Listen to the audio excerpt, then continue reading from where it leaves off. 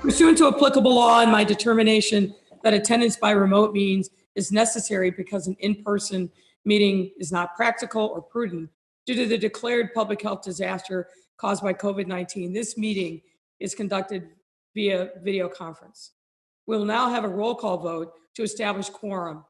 Will the alderman please make sure that your microphones are unmuted as the clerk calls your name? Madam Clerk, please call the roll. Alderman Laspada. Here. Alderman Laspada is here. Alderman Hopkins. Here. Alderman Hopkins is here. Alderman Dow. Here. Alderman Dow is here. Alderman King. Alderman Hairston. Present. Alderman Hairston is here. Alderman Sawyer. Here. Alderman Sawyer is here. Alderman Mitchell. Present. Alderman Mitchell is here. Alderman Harris. Here. Alderman Harris is here. Alderman Beal. Yep. Alderman Beal is here. Alderman Zalewski Garza. Alderman Zalewski Garza is here. Alderman Thompson. Here. Alderman Thompson is here. Alderman Cardenas. Here. Cardenas is here. Alderman Quinn. Here. Alderman Quinn is here. Alderman Burke. Here. Alderman Burke is here. Alderman Lopez. Live from West Englewood here. Alderman Lopez is here. Alderman Coleman. Live from City Hall here. Alderman Coleman is here. Alderman Moore. Present. Alderman Moore is present. Alderman Curtis. Here. Alderman Curtis is present. Alderman O'Shea. Alderman Taylor. Here. Alderman Taylor is present. Alderman Brookins. Alderman Rodriguez. Present. Alderman Rodriguez is present. Alderman Tavares. Present. Alderman Tavares is present. Alderman Scott. Present. Alderman Scott is present. Alderman Cicho Lopez. Present. Alderman Cicho Lopez is present. Alderman Maldonado. Alderman Burnett. Here. Alderman Maldonado is present. Alderman Alderman Maldonado is present. Alderman Burnett is present. Alderman Irvin. I am here. Alderman Irvin is present. Alderman Talaferro. Present. Alderman Talaferro is present. Alderman Raboyes. Present, Madam Clerk. Alderman Boyes is present. Alderman Cardona. Present. Alderman Cardona is present. Alderman Wagaspack. Here. Alderman Wagaspack is present. Alderman Rodriguez Sanchez. Presente. Alderman Rodriguez Sanchez is present. Alderman Austin. Here. Alderman Austin is present. Alderman Ramirez Rosa. Present. Alderman Ramirez Rosa is present. Alderman Villegas. Present. Alderman Villegas is present. Alderman Mitz. Present. Alderman Mitz is present. Alderman Sposato. Here. Alderman Sposato is present. Alderman Nugent. Here. Alderman Nugent is present. Alderman Vasquez. Present, Madam Clerk. Alderman Vasquez is present. Alderman Napolitano. Present. Alderman Napolitano is present. Alderman Riley. Alderman Smith. Alderman Tunney. Alderman Riley's present. Alderman Riley's present. Alderman Riley is present. Alderman Smith. Alderman Tunney. Present. Alderman Smith present. Alderman Smith is present. Alderman Tunney is present. Alderman Gardner. Present. Alderman Gardner is present. Alderman Cappleman. Present. Alderman Cappleman is present. Alderman Martin. Present. Alderman Martin is present. Alderman Osterman. Present. Alderman Osterman is present. Alderman Haddon. Present. Alderman Haddon is present. Alderman Silverstein. Present. Alderman Silverstein is present. Your Honor, we have a quorum present. Alderman King is present. Is present. 1 second. Alderman King is present. Alderman Brookins is present. Alderman Brookins is present. Any other alderman? All right, Your Honor. Your Honor, there are 49 members present.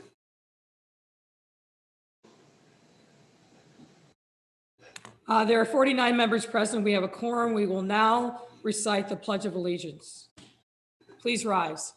I pledge of allegiance to the flag of the United States of America and to the republic for which it stands, one nation, under God, indivisible, with liberty and justice for all. Thank you. Please remain standing. The invocation will be delivered by Father Matt O'Donnell of St. Columbanus Catholic Church. Father. Thank you, Mayor Lightfoot. And thank you for inviting me today and for allowing me to pray with the City Council. And so let us pray. Most gracious and generous God, we gather before you today, trusting in your plans and believing that you can use each of us to bring about a transformation in our city. We thank you, God, for the inspiration you share with each of us. We ask you to help us imagine our futures boldly and to embolden us for the work you are calling us to. We gather today as leaders of this great city, leaders entrusted to care for the least and the lost, leaders responsible for improving the lives of our fellow Chicagoans, leaders asked to listen with open hearts to the hurts and hopes of our fellow residents. God of life and love, we ask you to make us instruments of peace, to create and support neighborhoods that nurture our children. Remind us of the sacred task given to us to stand with those who feel alone and abandoned. God of justice, allow us to be agents of justice in our city. Use us to right the wrongs of injustice that plague the lives of far too many. Remind us today and each day of the awesome responsibility given to each of us to help transform this world. Help us heal the divisions caused by racism, discrimination, classism, homophobia, and gender inequalities. God of blessings, let us share the gifts of goodness, love, and justice as we stand in solidarity with all of our neighbors in the city of Chicago. We mourn the loss of all those who have died from COVID-19, especially the residents of Chicago. We pray for all those recovering from the coronavirus. We ask you to bless Mayor Lightfoot with steadfastness and strength as she continues to lead our city in this most difficult time. We ask you to bless Clerk Valencia, the members of the City Council, and the employees of the City of Chicago as they work day in and day out to serve the needs of our city. God of hope, we come before you today ready to do your work. Be with us, inspire us, use us for your good. Amen. Amen. At this time, we will have public comment. The council will now begin the public comment period, which is limited to a maximum of 30 minutes. Each speaker is limited to 3 minutes. Any written comments that have been submitted will be posted and made available for automatic review. The first speaker is Mr. Trammell Williams.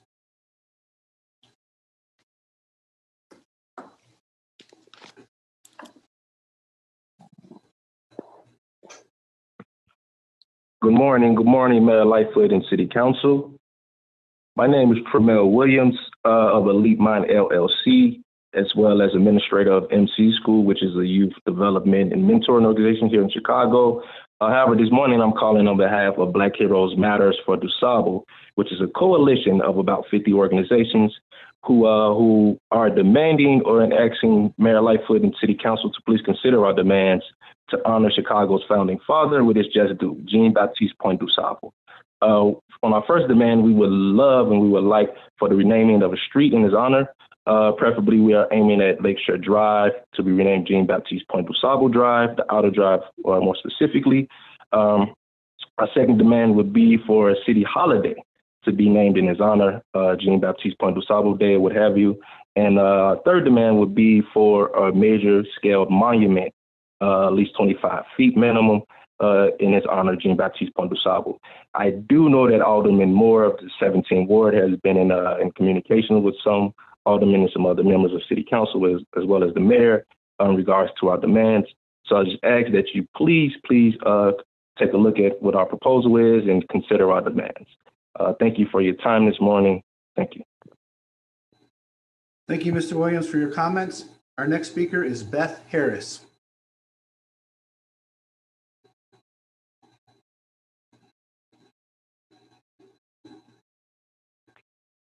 Good morning, Mayor Lightfoot and City Council representatives. My name is Beth Harris. I teach freshman English at Truman College. I am one of over 1,000 part-time instructors at the City Colleges of Chicago. We teach the same classes as full-time faculty. In fact, we teach the majority of classes and the majority of City Colleges students. My English 101 students don't care if I teach one section or 5. What they know is that I am teaching their section. If I did teach a full-time load of 15 credits a semester, 30 credits per year, at the rate I am paid, I would make about $28,000. That's less than half of what a full-time faculty makes for teaching the same classes. We hope that our City College graduates will earn more than that upon graduation. For the record, this is not an issue of teaching quality. This year, my department, for the first time in 7 years, had a full-time opening, and I applied, and I'm pleased to say I was one of the 3 finalists out of about 300 people. All of the finalists were current or former adjunct faculty from the Truman College Communications Department. So I'm not upset that I wasn't the one chosen, but I am acutely aware that I am teaching the same classes now that I would be teaching as a full-timer for more than twice as much. And because of COVID-19, I am also that much more acutely aware of the disparity this year because the other work that I usually do is harder to find. I really need City Colleges to be pulling its fair share of the load in my income. City Colleges adjunct faculty are among the lowest paid locally, regionally, and nationally. And neither City Colleges of Chicago can deny that, nor can the City of Chicago deny that disparity. The question, as with so much else we are dealing with right now, is will anybody act? I urge you to support the teachers who are supporting the majority of the students by supporting pay equity for the adjunct faculty, part-time librarians, and vocational lecturers of the City Colleges of Chicago. Thank you. Thank you, Ms. Harris. Our next speaker is Ephraim Martin.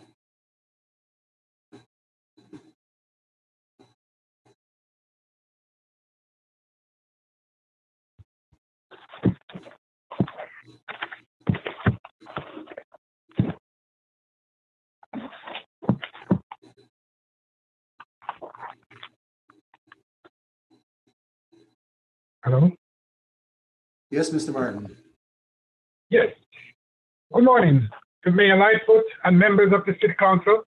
My name is Ephraim Martin, President of Martins International, speaking on behalf of the hundreds of people who have signed petition and the Black Heroes Matter, a coalition of more than 60 organizations who have signed letter to you, the Mayor, and the City Council for Jean-Baptiste Point de Sable cause.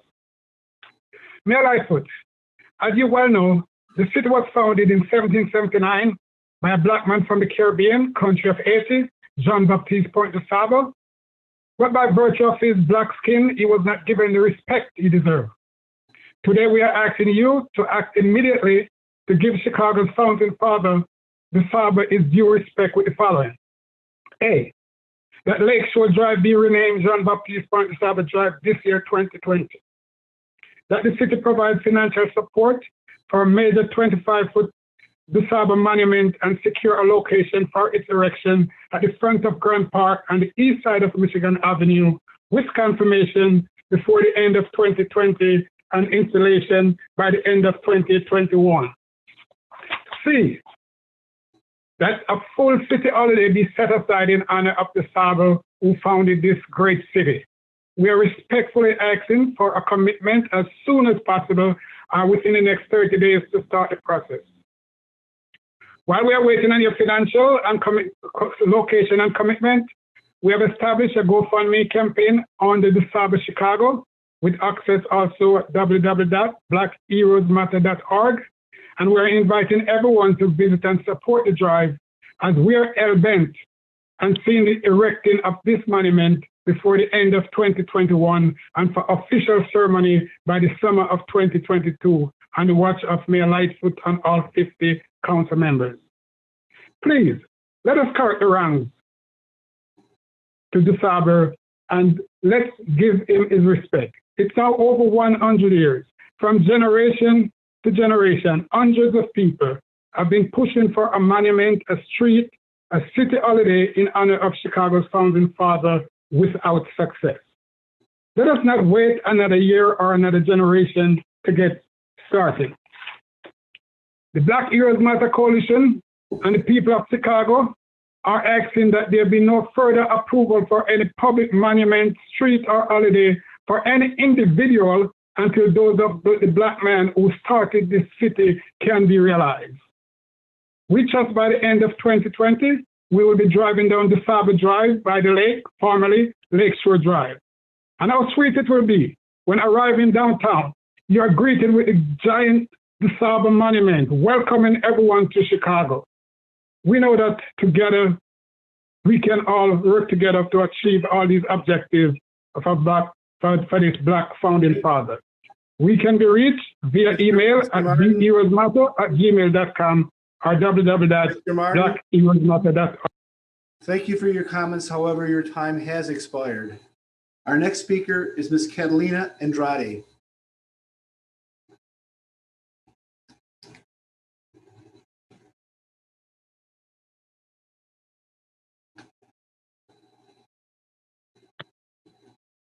Good morning. Good morning. Good morning. My name is Catalina Andrade. The reason I joined this meeting is because my son was murdered on July 18th on 24th in Washington.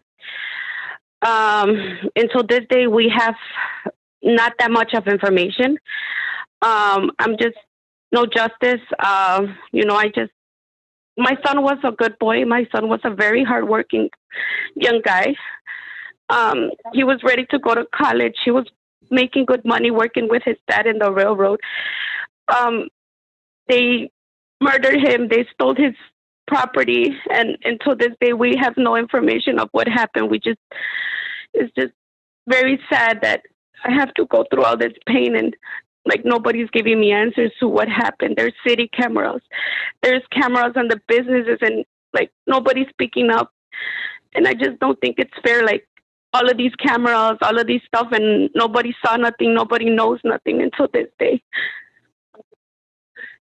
I'm asking the mayor and the city council to get involved. I want justice for my son. God, it's just so hard for me to even speak. Andrade, this is Mayor Yes. Lightfoot. Hi, I am very, very sorry for the loss of your son. And as all of us who are parents, we can't even begin to imagine the pain that you were experiencing. But what I can do is we will get your contact information from the clerk, and I will make sure that someone from the police department calls you today to give you an update on the status of your son's case. And then I will ensure that they stay in regular contact with you. Again, we are very, very sorry for your loss and for your pain, but we will make sure that at a minimum, you are giving information on a regular basis about the progress in your son's case. I commit that to you. Thank you so much, Mayor. I appreciate it. I just want justice for my kid. I want justice for all our kids that have been murdered without no reason in the street. It's not only my son, it's very, very many kids that have taken their lives away. And I believe it's the gang. I just think this needs to end. We need justice and we need peace in our communities. They can't be taking our kids like that. My son didn't do anything to them. He just did a wrong turn in the wrong street and they took his life. I don't think it's fair for them to be in the street taking life like that. I want justice for my kid. He deserves it. My son was a good kid. We understand, ma'am. And again, you have our sincerest condolences on what has to be a deeply painful. Thank you loss. so much. I appreciate it. And I really want justice for my kid. We will make sure that we do everything we can to make that happen. Thank you so much, man. I appreciate it. Of course. Thank you, Ms. Andrade. Thank you. Our next speaker is. Hold on, Peter. Yes. I want to make sure that Ms. Andrade's contact information gets to us right away. Absolutely, Mayor. Thank you. Thank you so much, ma'am. Of course. You have a blessed day. God bless you all. Our next speaker is Ms. Daphne Pierre.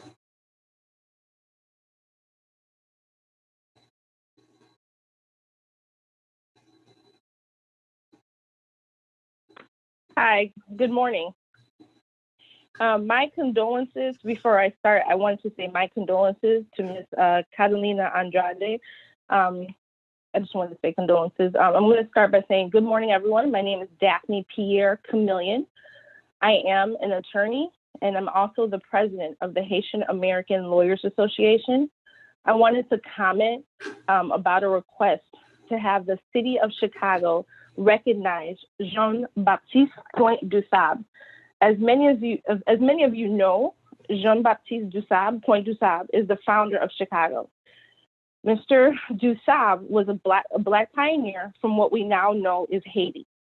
If you ask most Chicagoans, they have no idea who he is and what he meant to the city of Chicago. Black Heroes Matter, along with the support of 50 other organizations, are requesting that the city of Chicago create a holiday honoring Jean-Baptiste Point du Sable. In addition, we are requesting a 25-foot statue be erected downtown Chicago. Lastly, we're requesting that Lakeshore Drive be renamed to Du Sable Drive. I thank you for your time. Thank you, Ms. Pierre. Our next speaker is Alyssa Adamson.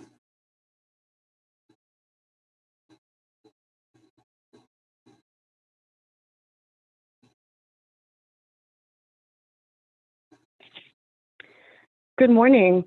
My name is Alyssa Adamson, and I live in the 28th Ward, and I'm an adjunct lecturer at the City Colleges of Chicago and a member of its adjunct union, CCC LOC.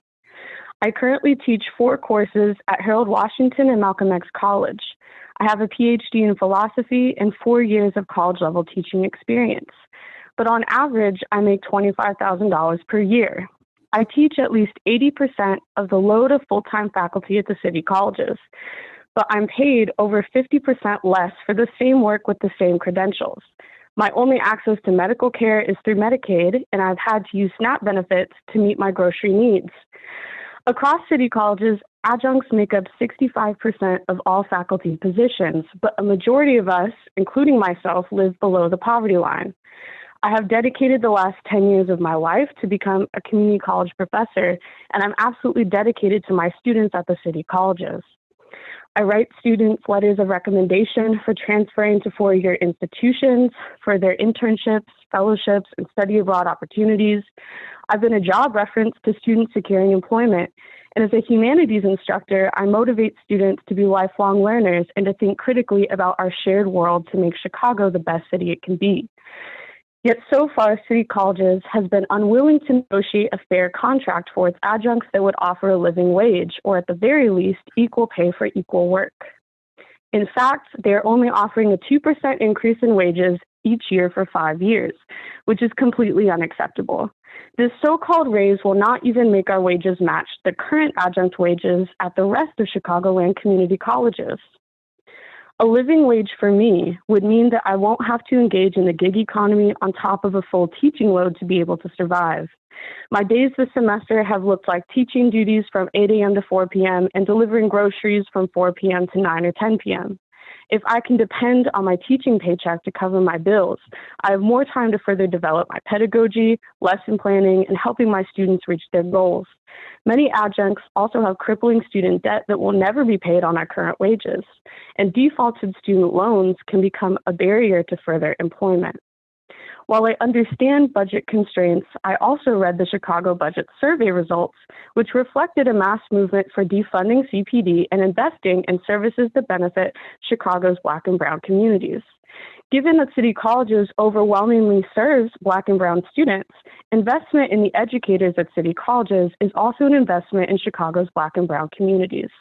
I urge Mayor Lightfoot and the City Council to push City Colleges to negotiate in good faith for a new collective bargaining agreement, providing an equitable and living wage for its adjunct faculty, who quite literally make the City Colleges run.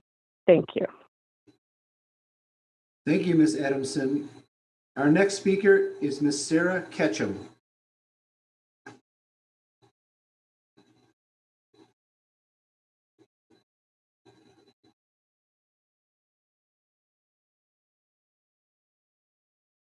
Hi, City Council. My name is Sarah Ketchum. So I'm gonna just get straight to the point.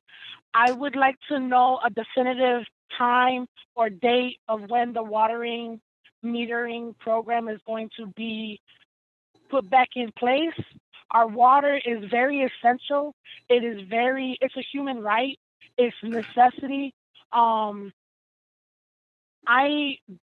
My family home is in the 36th ward, and the 36th ward has been awesome. They've been helpful. They've given me information.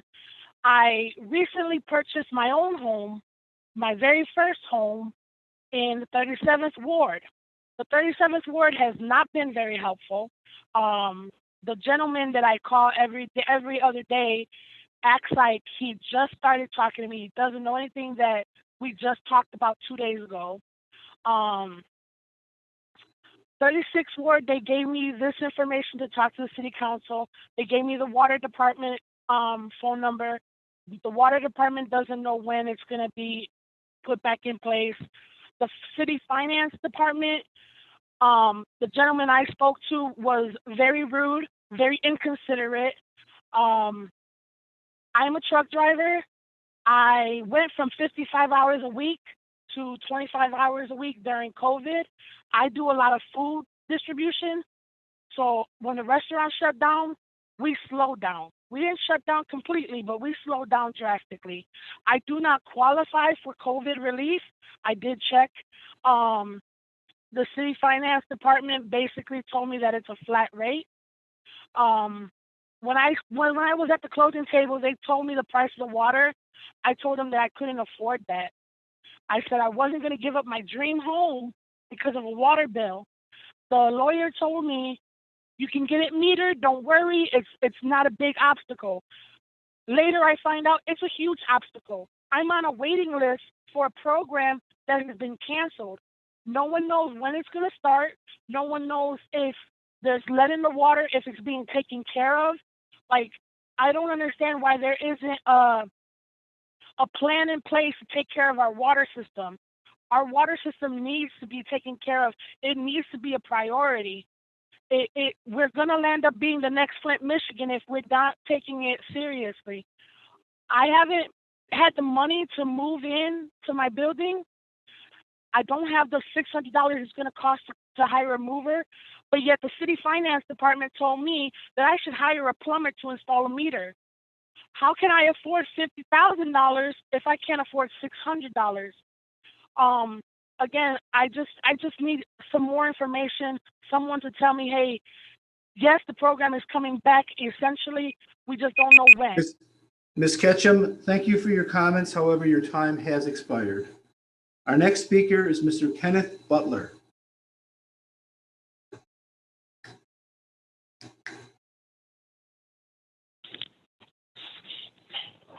Good morning. Good morning, Mayor and the City Council. My name is Ken Butler. I'm the Executive Director of Major Adams Community Committee and a former resident of the Henry Horner West Haven community, which is located in the 27th Ward for Alderman Burnett. We are requesting to be included, respectfully requesting to be included in this round of our CJA funding for gang intervention and prevention activities. Since 1996, Major Adams has provided after-school programming as a hook to divert delinquency behavior for at-risk youth. The programming hook directly feeds into our gang intervention and prevention violence interruption activities. People ask, well, why aren't you listed as a gang intervention program when we look you up in the city directory? Well, from the beginning, we did not want to be labeled solely as a gang prevention and intervention organization because we take a holistic approach to assisting the community in empowering themselves to find sustainable solutions for neighborhood issues. Our partnerships provide us with the opportunity to service the entire family. Those services include everything from adult and youth employment, job training, outreach for various mental and general health, post-high school selection, college tours, community organizing, youth leadership, food and clothing referrals, community and family events, cultural arts, so forth and so on. But our after-school programming is a hook to engage young men and women in our gang intervention and prevention programming. Those gang activities that we provide that include Summer Moonlight Basketball Tournament, year-round teen adult basketball, peace circles, violence prevention workshops, know your rights activities, gang intervention outreach, job counseling, violence interruption, and phone trees. We work very closely with Alderman Burnett and the representatives from the 10th District, state representatives from the 10th District, to ensure that we can keep the peace within our community. If you check the statistics from Ashland to Campbell and from Harrison to Lake Street, you'll see that our crime statistics are lower than most communities. That's because of the work, directly because of the work that we do with the gang members that are located within our community and the work we do with our local politicians. Again, our prevention programs allow us to have those relationships with those individuals that help us to reduce violence in our community. Again, we are requesting to be included in the round of procedure funding because that would allow us to expand our efforts and continue to sustain the peace that the alderman and everyone else has been able to enjoy within this community. We thank you for this opportunity to speak to you, and we hope that you all will receive this message and allow us to be able to continue our work within the 27th Ward with Alderman Burnett. Thank you. Thank you, Mr. Butler, for your comments. Our next speaker is Ms. LaTanya Darden.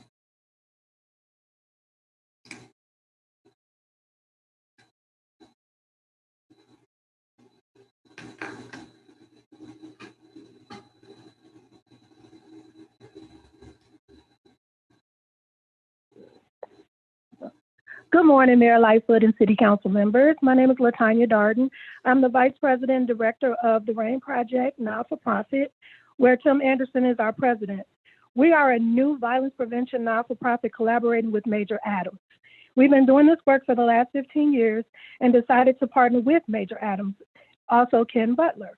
As a company, we focus on violence prevention and intervention. We provide numerous entities for both causes. We use our established relationships in the community to keep the violence down. Our number of crimes committed in the Near West neighborhood are down because of work we have done and continue to do in the community. In addition to violence prevention, we work closely with mental health therapists to assist the community with trauma counseling. We have a job coach to assist in job training. We work closely with shelters to help with homelessness, and we have an attorney on our team for legal advice and direction. We collaborate with construction companies to provide jobs for residents and ex-felons. Our community, in our community, we need the ICEJA funds to provide more resources on a higher level and consistent job training, including providing trade choices for the youth because college isn't always an option. Thank you for your time, and thank you for the options for us to be able to speak on this. We believe that you guys will be a great resource, and the CEJA funds will be a great resource for us as well. Thank you. Thank you, Ms. Darden, for your comments. Our next speaker is Randy Stern.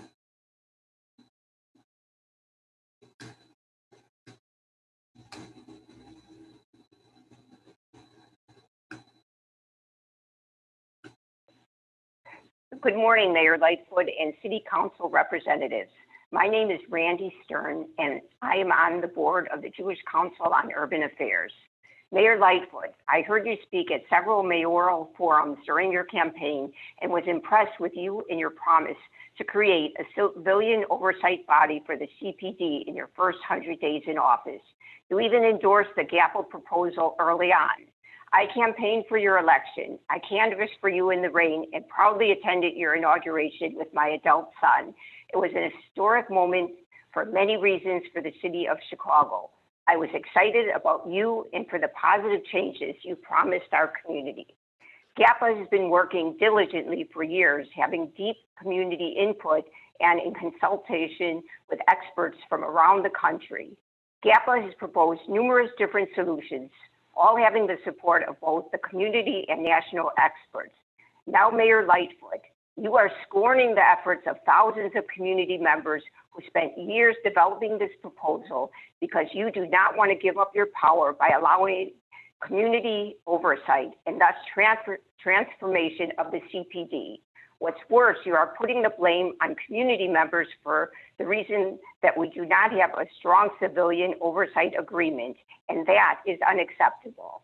I supported you in your historic election because I believed in you. I want to support elected officials who keep their promises. Please use your voice and power to lead our city to enact change by honoring your promise for civilian oversight of CPD. Is Chicago going to be the one city that doesn't make substantial changes to its policing system? And this message is for you, Alderman Taliaferro. I am deeply disappointed in your backtracking. You had previously scolded the mayor by stating, in your own words, you begin to ask whether or not you even need a commission if they have no authority and no responsibility and no power. Taliaferro, you are flip-flopping and stopping progress. Don't just be invested in political futures, be invested in your community. Please pass GAPA now. Thank you very much. Thank you, Ms. Stern, for your comments. Our final speaker is Mr. Randall Miller.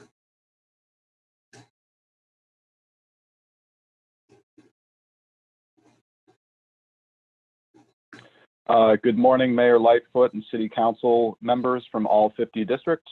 My name is Randy Miller. I'm an adjunct professor at City Colleges of Chicago, teaching a full load, and I represent City College's 1,000 adjunct professors, part-time librarians, and vocational lecturers as the president of City College's Contingent Labor Organizing Committee.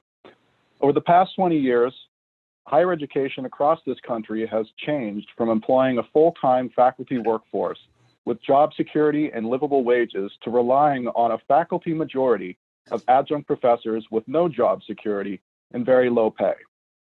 At City Colleges, for example, about 65% of the faculty are adjunct professors who earn, at best, less than $25,000 a year. Adjuncts can teach up to 4 courses per semester. Full-time professors teach 5. We hold the same degrees and teach the same students, yet we earn less than half the salary of a full-time professor who is just starting their career. Instruction is instruction, whether you're an adjunct or a full-time professor. So why is there such an enormous pay gap? Adjunct faculty, part-time librarians, and vocational lecturers are an invaluable part of the colleges. We work tirelessly day in and day out, semester after semester, year after year, to bring our students closer to their educational goals. We put dozens of unpaid hours into grading, preparing our lessons, mentoring, advising, and advocating for our students each semester. With little job security and no guarantee of future work from one semester to the next, we show up because our students depend on us for the futures they dream about. We may be part-time employees, but we are full-time educators. Still, we are mired in dire financial conditions that often require us to take on second or third jobs to make ends meet and pay for ever more expensive medical costs. Again, the absolute maximum an adjunct working at City Colleges can earn in an academic year is $25,000. For many of us, financial ruin is simply one bad day away. Indeed, 25% of adjunct professors are currently using public assistance in a blue city, in a blue state, and cannot survive without government support. No educator should have to live in poverty to work at City Colleges. In CCC's mission statement, there is a sentence that reads, "We work proactively to eliminate barriers to employment and to address and overcome casual factors underlying socioeconomic disparities and inequalities of access and graduation in higher education." Adjunct faculty are calling on Mayor Lightfoot and this council to act so that City Colleges can no longer perpetuate the casual factors underlying socioeconomic disparities and inequities within its own workforce. It must not undermine its own mission by perpetuating inequities of access created by relegating its adjunct educators to poverty conditions. Support the educators who support the students of City Colleges by supporting a living wage for adjunct faculty. Mr. Miller, thank you for your comments. However, your time has expired. Your Honor, there are no further speakers who have timely signed up for the public comment period. All right, this concludes the public comment period. Let's now move to resolutions. We have several resolutions today. Memorial resolutions for Justice Ruth Bader Ginsburg, Governor Jim Thompson, and the Reverend Leon Finney Jr., as well as a congratulatory retirement resolution for Fred Waller and a final resolution speaking to Breast Cancer Awareness Month. The chair recognizes Alderman Mitchell. Can you put up the... Thank you, Madam President. Madam President, I move for the temporary suspension of the rules for the immediate consideration of these 5 resolutions. Hearing no objection, so ordered. In the interest of respecting people's time, we will forego the formal reading of the resolutions and instead hear remarks from the council. The first is a resolution honoring the life and service of Supreme Court Justice Ginsburg. And with us today are her children, Jane C. Ginsburg and James Stephen Ginsburg. Let me offer a few remarks, and then I will open it up to the floor of anyone who wants to comment on this resolution. As we all know, Justice Ruth Bader Ginsburg was only the second woman to ever serve on our nation's highest court. Justice Ginsburg went to law school at Harvard and then transferred to Columbia, graduating at the top of her class. Despite that fact, she struggled to get employment. She consistently confronted but overcame sexism as she built her career. Justice Ginsburg was a pioneering leader for women's rights. I think there's no question whatsoever about that fact. Justice Ginsburg's legacy as a champion for marginalized groups across identities of race, gender, economic status, sexual orientation, disability status, and religion will endure for a lifetime. And we have all benefited from Justice Ginsburg's body of work. We mourn her passing, but we must make sure that we live up to the legacy that she set for this entire country, and particularly for women. And I, for one, I'm very saddened by her passing, but grateful that she lived the life that she lived because she was a champion for all of us. At this time, the chair recognizes Alderman Michele Smith.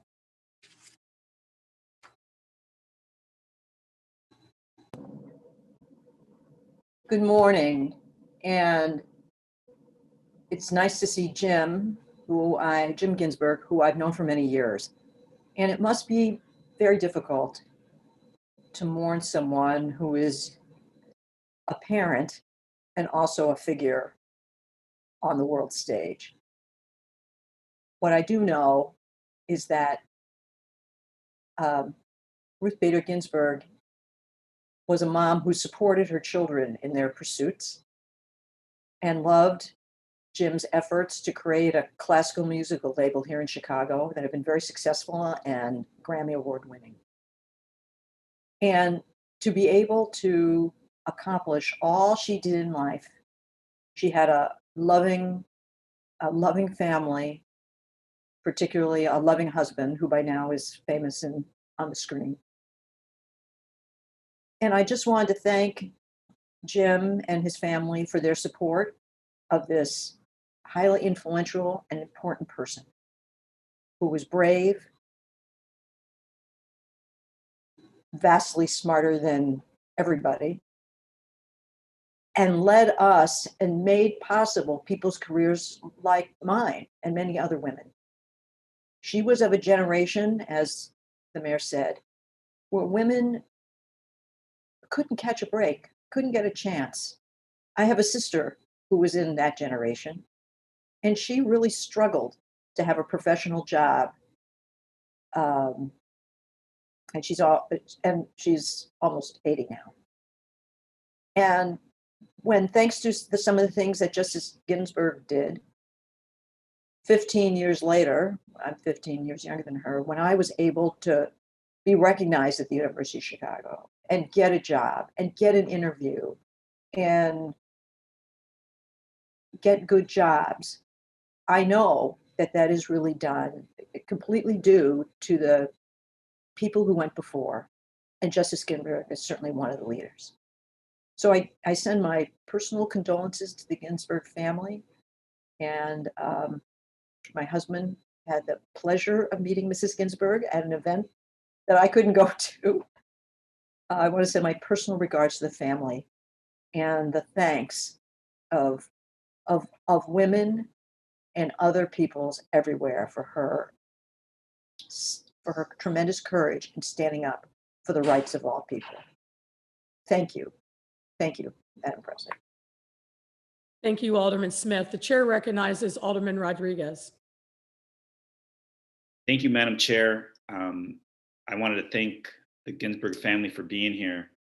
And I think I want to also thank Alderwoman Smith for her comments, particularly on the generational impact of Justice Ginsburg. You know, I have my daughter here who's rocking a Ginsburg t-shirt. And I just want to say that the justice has made generational impact. And it's not just those who experienced her long career or her long life that she's impacted, but it's young people like my daughter here who's been inspired by her work. And I wanted to thank the family for sharing her life with all of us.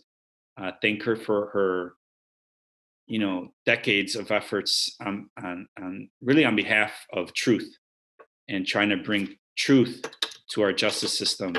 My condolences to the family, and thank you for sharing her life with all of us. She's a legend and surely will be missed. Thank you, Alderman. The chair recognizes Alderman Cappleman. Thank you so much, Madam President. What Justice Ruth Bader Ginsburg did for women will just has been profound, and will always be grateful. As chair of the LGBTQ caucus, I've learned through the years that homophobia is rooted in sexism. And so her work there has also helped set us free. Next week, I'll be celebrating 29 years with my husband. And it was only recently, 2013, that we were able to get married. But it was Justice Ruth Bader Ginsburg and her pivotal vote that made the access to marriage open to members of the LGBT community, where we at last felt like we were a part of society. So I am forever, ever grateful, and so is my husband. Thank you, Madam President. Thank you, Alderman Cappleman. The chair recognizes Alderman Lopez. Thank you, Madam President. I too wish to join my colleagues in expressing our solidarity with the Ginsburg family. And I also would like to offer a motion when appropriate to take leave of the body to give the family an opportunity to address this council once all aldermen have had a chance to speak. Thank you. Thank you, Alderman. The chair recognizes Alderman Mitz. Thank you, Madam President. Thank you, Madam President. Can you hear me? Hello? Yes, we can hear you. Thank you. I want to be associated with this resolution as I was thinking about Justice Ginsburg during the time of her passing and hearing her story. It sent chills because of a trailblazer that I would call her, a feisty little lady who broke the glass ceiling to be able to hang with the domination of the male world, gave hope, and it still continues to send hope to women today that we can be able to stand and continue to stand and believe in what we're doing and fighting for the right. And most importantly, fighting to help to overcome the challenge that we face each and every day as a woman. So I'm honored to be able to speak on her behalf today and for all the residents of the 37 Ward. for a woman who served so long and so dedicated and willingly. I'm appreciative of the family for allowing her to be given to the public for all these years. Thank you. Thank you, Alderman Mitz. And as with all of these resolutions, I will ask the body one at a time for leave to allow the family members to speak. And as I mentioned regarding Justice Ginsburg, her daughter, Jane Ginsburg, and her son, Stephen Ginsburg, are here today. Can I get a motion for the privilege of the floor so they can make brief remarks to the body? So moved. Hearing no objection to the motion, the floor privilege is granted. Welcome, Mr. James Ginsburg. Welcome, Ms. Jane Ginsburg. I'll ask you if you'd like to make comments because the floor is now yours. I'm happy to go first as the Chicago branch of the family. I really appreciate all these tributes. It's been amazing, the outpouring of support we've received these last few weeks, and just how much people appreciate the work my mother did. As you know, her two great loves were law and music, and both are represented in the following generation. My sister followed my mother to become the first mother-daughter combination to go to Harvard Law School, and then my sister's daughter, Clara, made it 3 generations of women at Harvard Law School, which obviously was another first. My mother always said that if she could have had any other career and had the talent for it, she would have been a great opera diva.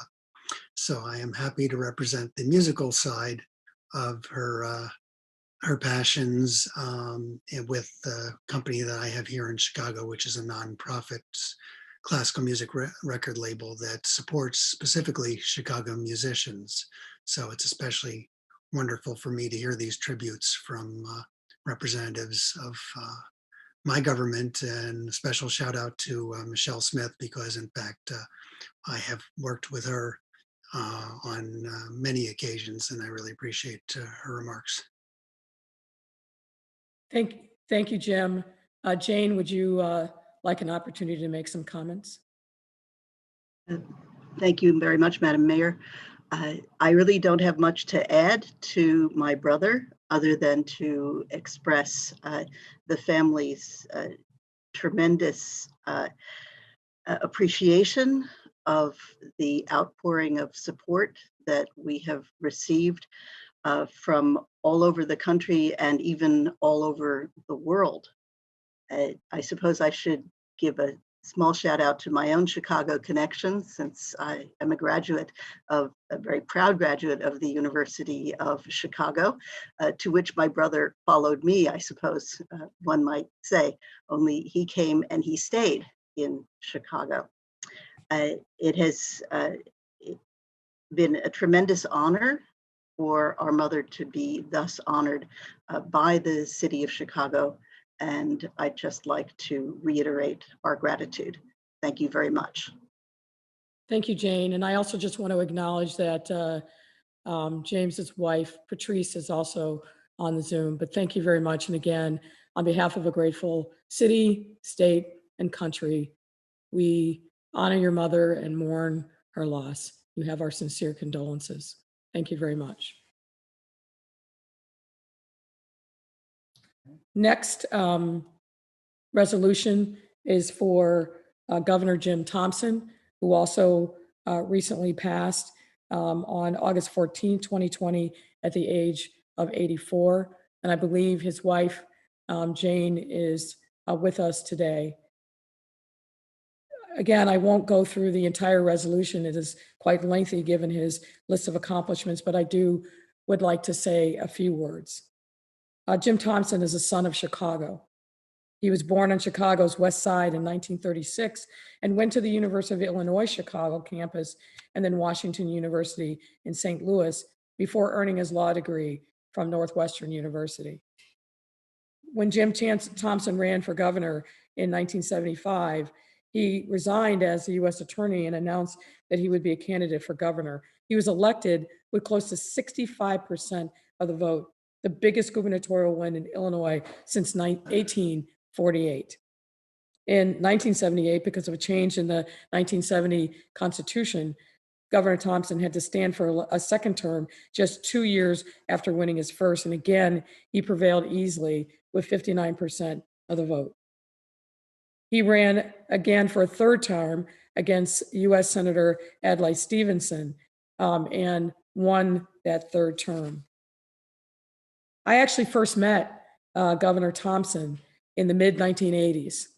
I was a Young Hill staffer working for a member of Congress. And at the time, Governor Thompson served as the vice chair of the federal Martin Luther King Jr. Federal Holiday Commission. That was a commission that was established to help the country celebrate the first ever commemoration of the holiday for Dr. Martin Luther King. And the chair of that committee was Coretta Scott King. And Governor Thompson served ably in that capacity. And that was the first time that I had the opportunity to meet him. He served in a number of different capacities during his time as governor. I'll close and open it up for comments to members of the council by saying that Jim Thompson generated widespread admiration and loyalty as a result of his extraordinary selflessness and skill at promoting and mentoring others. His impressive roster of proteges include many legislators, a former White House chief of staff, a former U.S. Secretary of Transportation, 7 federal judges, 3 United States attorneys, 1 Illinois attorney general, and 4 managing partners or chairs of leading law firms, many of whom I've had the pleasure to work and mentored me over the course of my legal career. We extend our sincere condolences to his wife, Jane, and his daughter, Samantha. And if there are no comments from the floor, I'd like to seek the privilege of the floor for Jane Thompson to speak. Is there a motion? So moved. Moved by Alderman Tunny. Thank you, Alderman.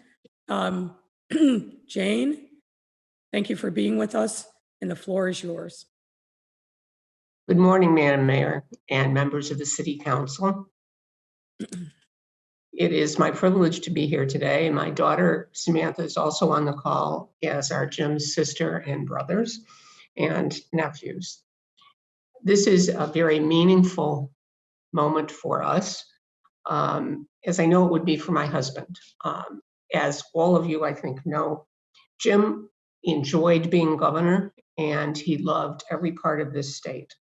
But he was a Chicago boy, born and bred, and never lost his deep-seated feelings for the city and for Garfield Park, where he was born. And he maintained his love affair with this city and indeed lived in this city, with the exception of the time that he spent in Springfield, all of his life. I know I speak for him today when I say that this resolution would be deeply meaningful to him. He has received many honors throughout his years in public service, all of which he was grateful for. But I know this would be among the most meaningful since it comes from his home. Thank you very much for the privilege of speaking to all of you today, and thank you on behalf of my husband and my family for the honor that you bestow upon him today. Thank you. Thank you, Jane, and thank you, Samantha.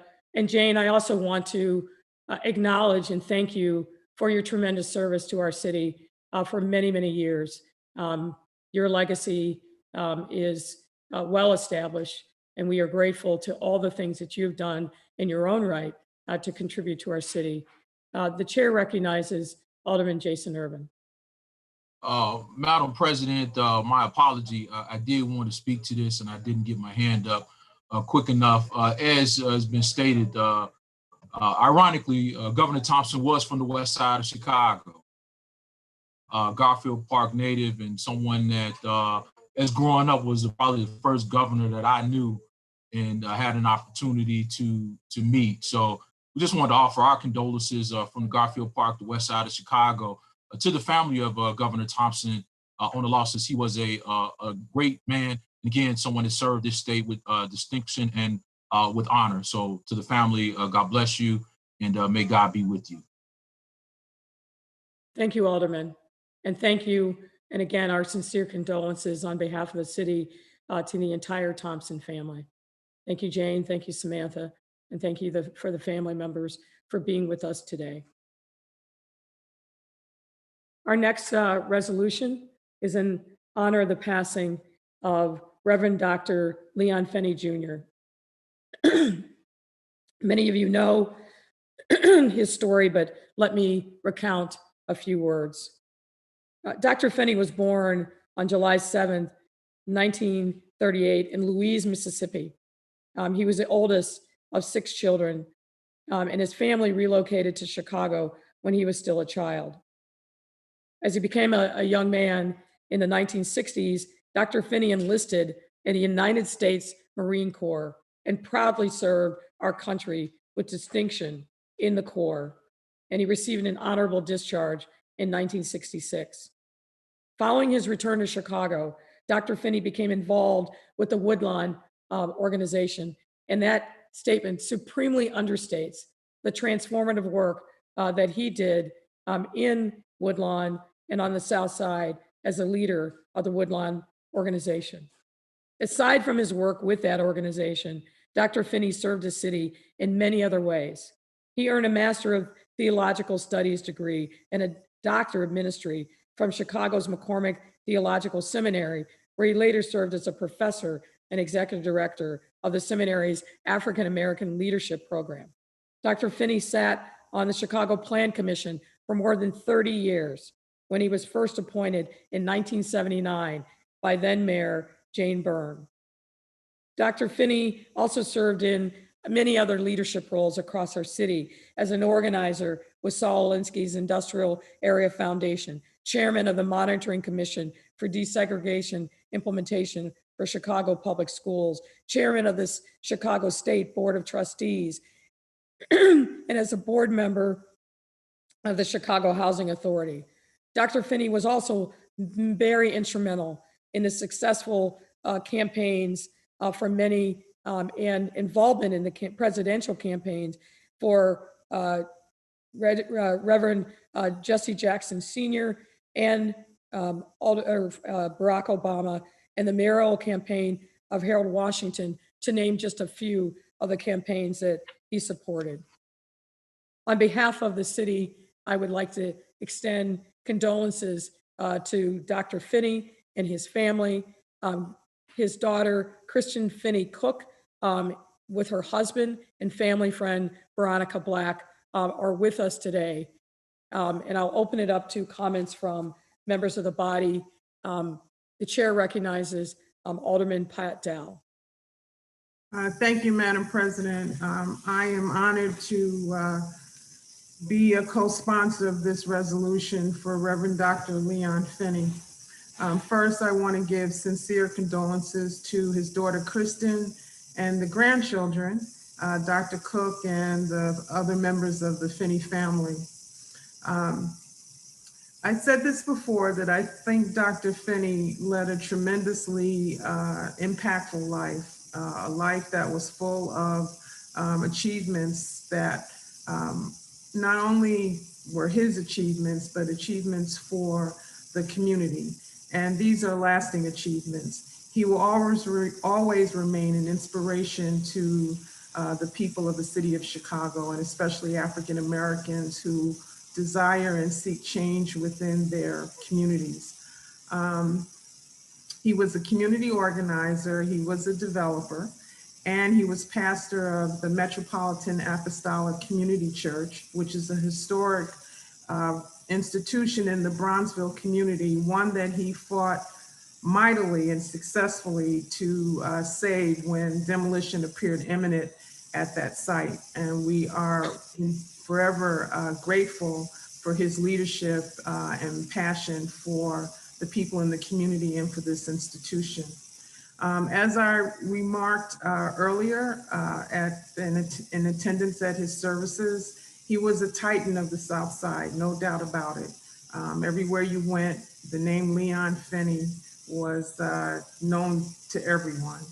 On a personal level, he encouraged and supported me as alderman of the 3rd Ward at a time when I really needed it. And I want to thank him for that. We shared many conversations about politics. We shared conversations about urban planning.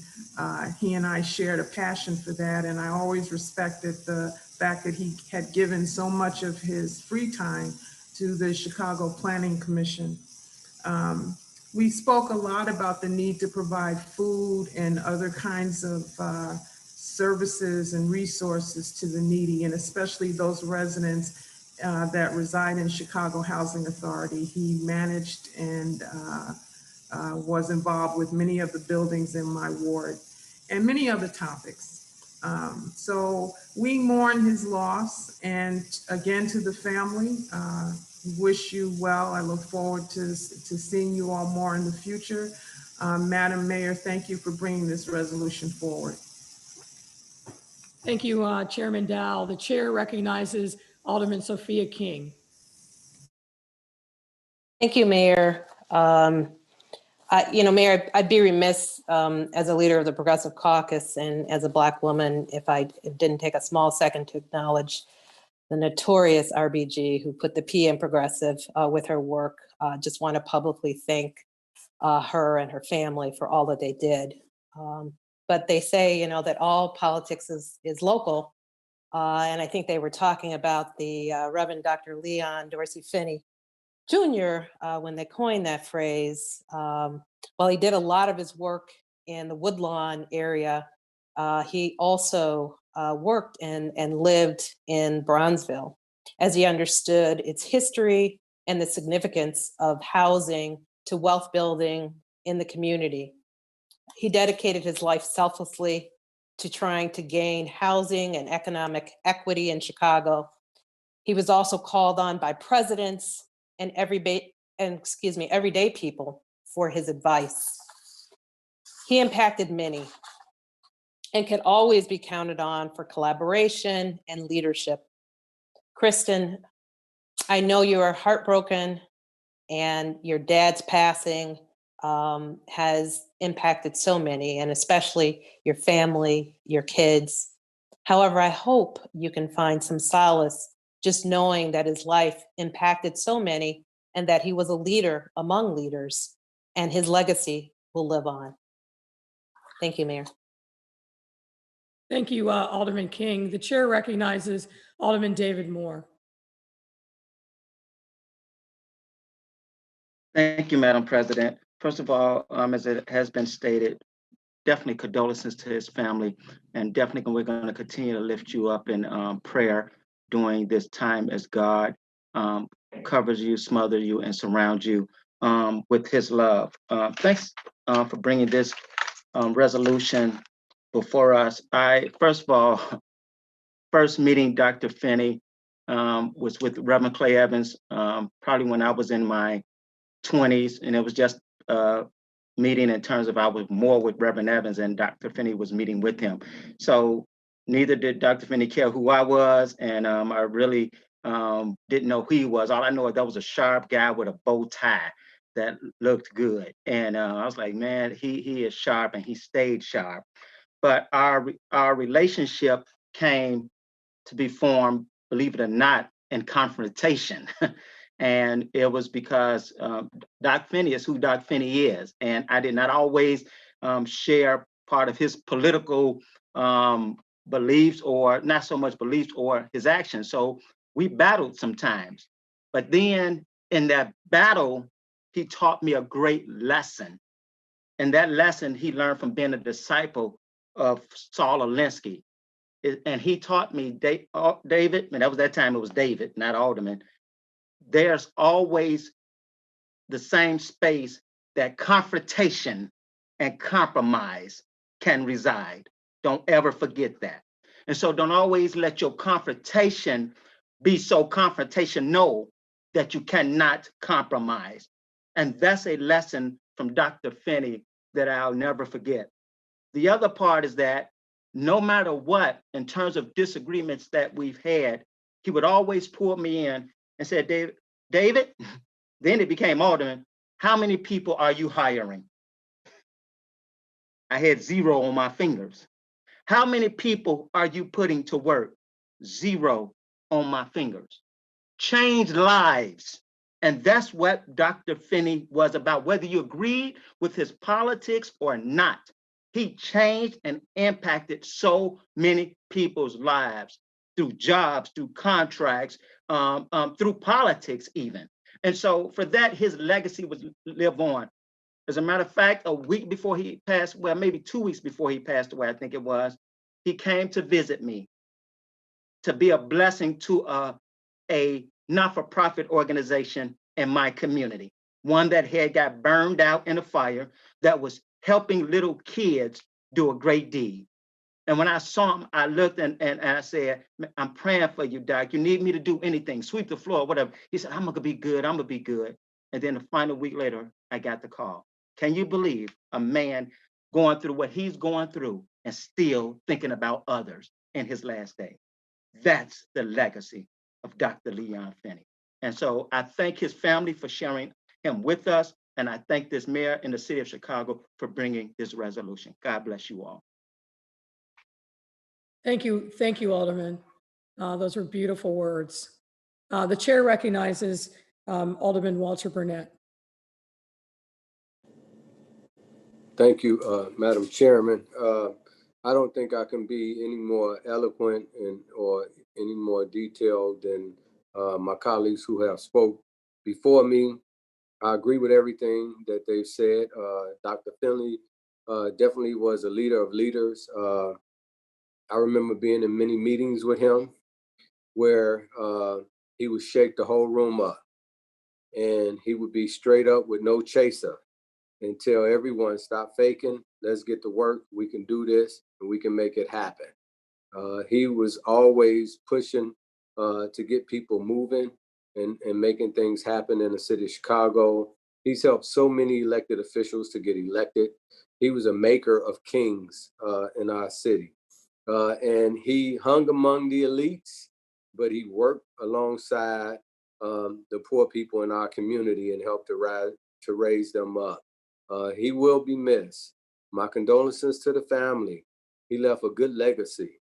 He was always reinventing himself. He goes from having a barbecue place to housing to having a radio station. And I think not too long ago, he was doing things with television. He's just a Renaissance man. He would be missed by so many people. I'd like to thank the family for sharing his life with us in the public. Thank you. Thank you, Alderman Burnett. The chair recognizes Alderman Leslie Hairston. Thank you, Madam Chair. I too wish to be associated with this resolution honoring Dr. Finney. My condolences to the family. I know I had an opportunity to speak at his service, and I want to thank you for that. But I would have to say that there was no bigger cheerleader for the community of Woodlawn than Dr. Finney. And that goes throughout his whole life. Dr. Finney knew my family before I was born and knew me before I was born, and never let me forget it. But he was always about building a community. He was always about building better. And so be it economic development with businesses, I remember a time when 63rd Street was a thriving business district, and to later on where he built market rate housing to low income housing to middle income housing. He has just been a stalwart of the community. Dr. Finney understood politics.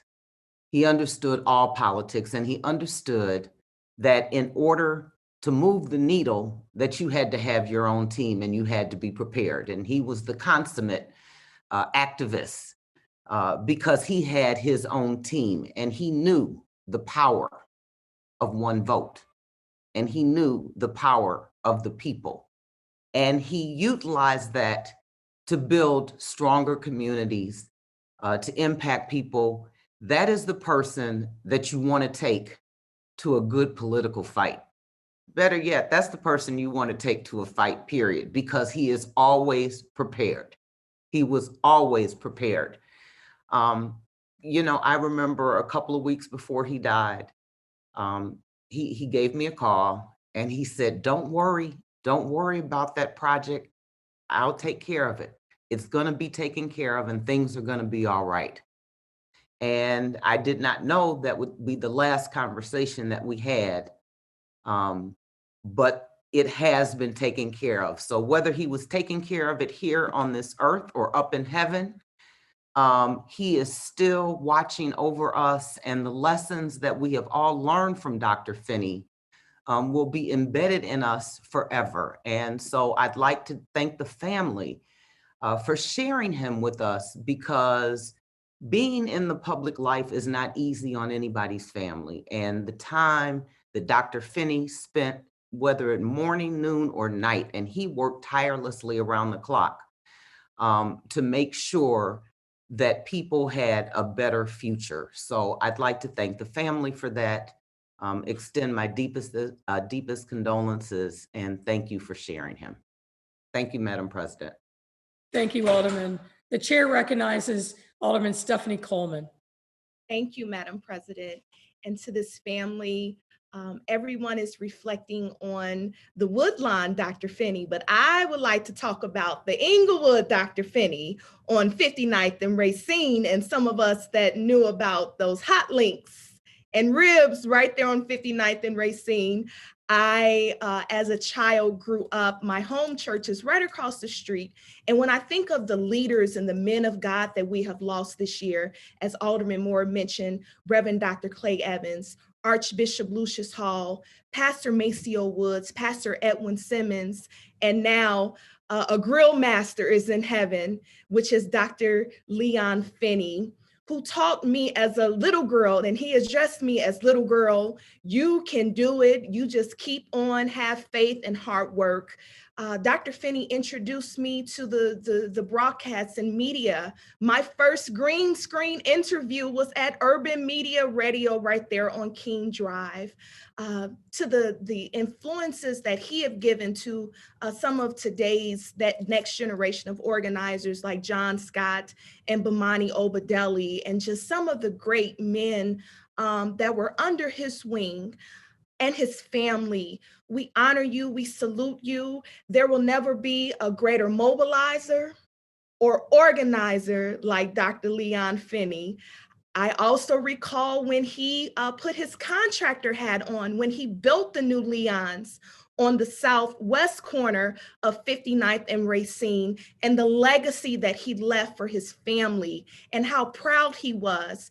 And to see his father be so proud of him as the contractor of that restaurant, it inspired me to have my parents be proud of me at that moment when we had the grand opening in the 16th Ward on 59th and Racine. So to his family, to his daughters, we support you, we love you, and definitely keeping you in our prayers.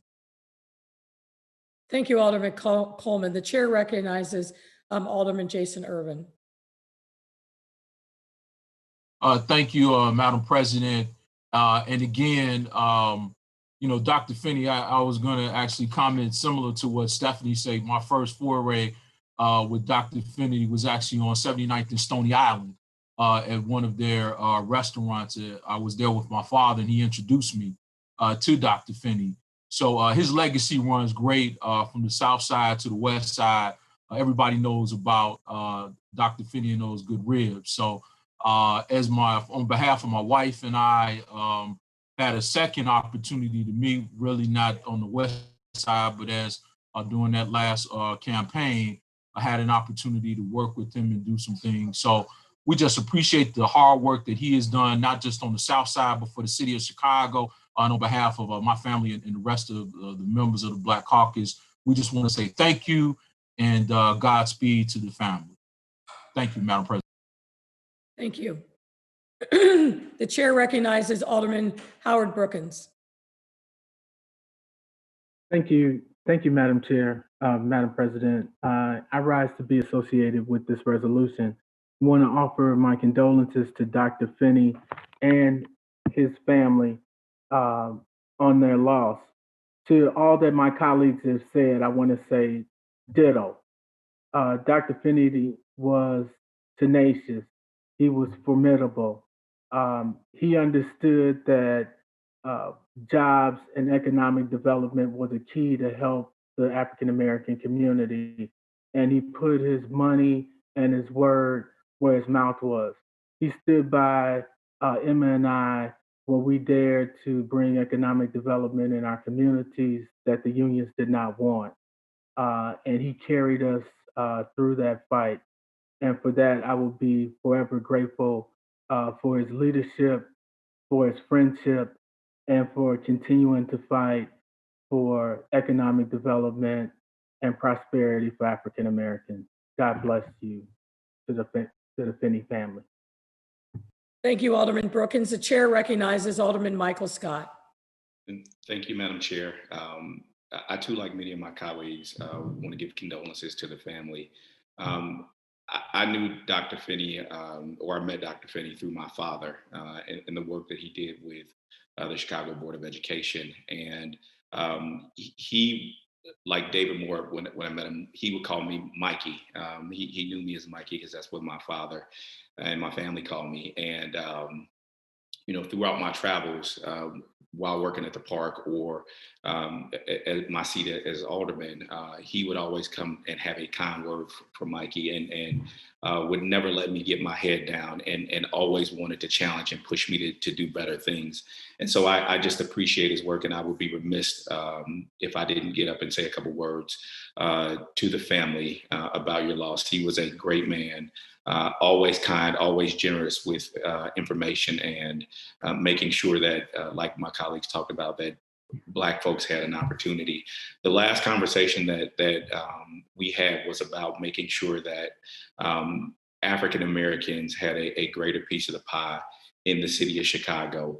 And I know that the Black Caucus is always going to push and challenge that, and he's always challenged us. And so, again, want to thank you for sharing him, the family sharing him with us in the city of Chicago. My condolences to all of you, and God bless. Thank you, Madam Chair. Thank you, Alderman Scott. The chair recognizes Alderman Jeanette Taylor. Thank you, Madam Chair. Weeping may endure for a night, but joy comes in the morning. To the family of Dr. Finney, you have my condolences. We appreciate the work that he's done in the 20th Ward, and I could not stand by and not give my condolences. Regardless of whether I agree with his politics or not, he did stand up and fight for the community that he loved and worked in. And so from the 20th Ward office, we send our condolences. You have our prayers and thoughts. Thank you, Alderman Taylor. Kristen and Dr. Cook, I hope you take from these really heartfelt and passionate tributes that your father really touched the lives of many. And I think this was just a small sampling of what he did throughout his lifetime in really trying to work hard to make Chicago, and particularly Black Chicago, better for all. I had the opportunity to bump up against your father in a couple of different circumstances, mostly in my role as a lawyer, fighting for causes with which he did not agree. But I always knew that when he walked in the room and he cut such a wide, dignified swath, that there was somebody who had a formidable intellect, a great strategist, and a very kind heart, even as we were battling, often on opposite sides of an issue. And I want to just also say, personally, I very much appreciate the warm and generous comments that he sent to me in his last days. I appreciate it. I'll never forget it. And like everyone here has said, we wish you the best as you move through your journey of grief. And we extend our sincere condolences to you and all of your family members in this difficult time, but know that your father's legacy will endure for a lifetime. Thank you. And as with the other resolutions, is there a motion to extend the privilege of the floor to Kristen? So moved, Madam Chair. Kristen, the floor is yours. Thank you, Mayor Lightfoot. I first would like to thank you and the councilman for honoring my father today. He would be very, his heart would be very warm to hear all the comments that everybody has shared. His life was about serving others, and making sure that that dash between 1937 and 2020 meant something. And so he loved Chicago. This was his stomping ground. He loved Woodlawn and all the neighboring areas, of course. Again, his focus was always about giving back, about access, about equality, and about opportunity. And so from our hearts, these are his two granddaughters, Jade and Ava. We really want to thank you. His siblings are also on the line, as well as my husband. Want to thank you for honoring him in this way.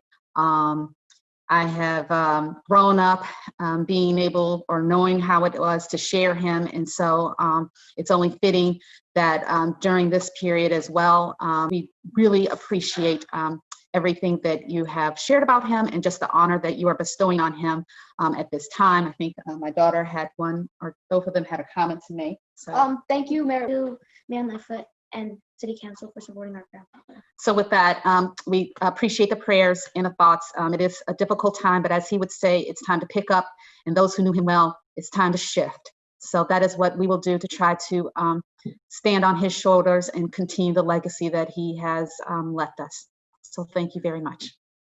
And thank you. And thank you for everything that you've done in this difficult time. Thank you very much. And I'm sorry, I was just mentioning. No, please go ahead. And I just also wanted to thank everybody who did come out to speak and send letters. I apologize, I was remiss in mentioning that. So thank you again for that as well.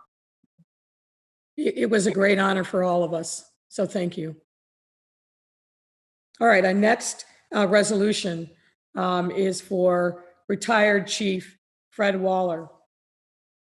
He retired on August 15, 2020, after 30 years of service to the city of Chicago. A lifelong resident of Chicago's South Side who currently lives in Morgan Park, Chief Waller received a bachelor's degree from Augustana College in Rock Island, Illinois. Since March 2016, Chief Waller served as the Chief of Operations of Patrol, the third highest position within the Chicago Police Department. As Chief of Operations, Chief Waller oversaw more than 9,000 patrol officers and detectives in all of the 22 police districts. Prior to being named to his position as chief, Chief Waller served as the deputy chief for former Area South. He was also the commander in the 2nd District and the 6th District, and he served as a TAC lieutenant in the Gangs Investigations Unit. Chief Waller also has left a legacy in the department in many ways. His wife, Keisha, is an officer in the Chicago Police Department's Public Transit Unit, and his 4 children, Whitney, Kendall, Camila, and Corey, and Kendall Waller serves as a Chicago police officer. Chief Waller, I just want to also say, from a personal note, you and I have known each other for a number of years. You've always been very, very generous to me personally. You helped me long before I became a candidate or even the mayor of the city of Chicago. You are a true son of this city, and I appreciate the generosity that you showed the superintendent and Chief McDermott through the transition period as well. Your legacy will live on for a very long time. You've touched a number of people across the city, and I know that every single day that you put on the badge and the uniform, your heart was focused on making our city safer for all of our residents. And I just want to say personally to you, I will miss you. I am grateful for your service, and I appreciate everything that you have done. And I know that the next chapter of your life will also involve service and dedication to the great city that we all love. So thank you from me personally.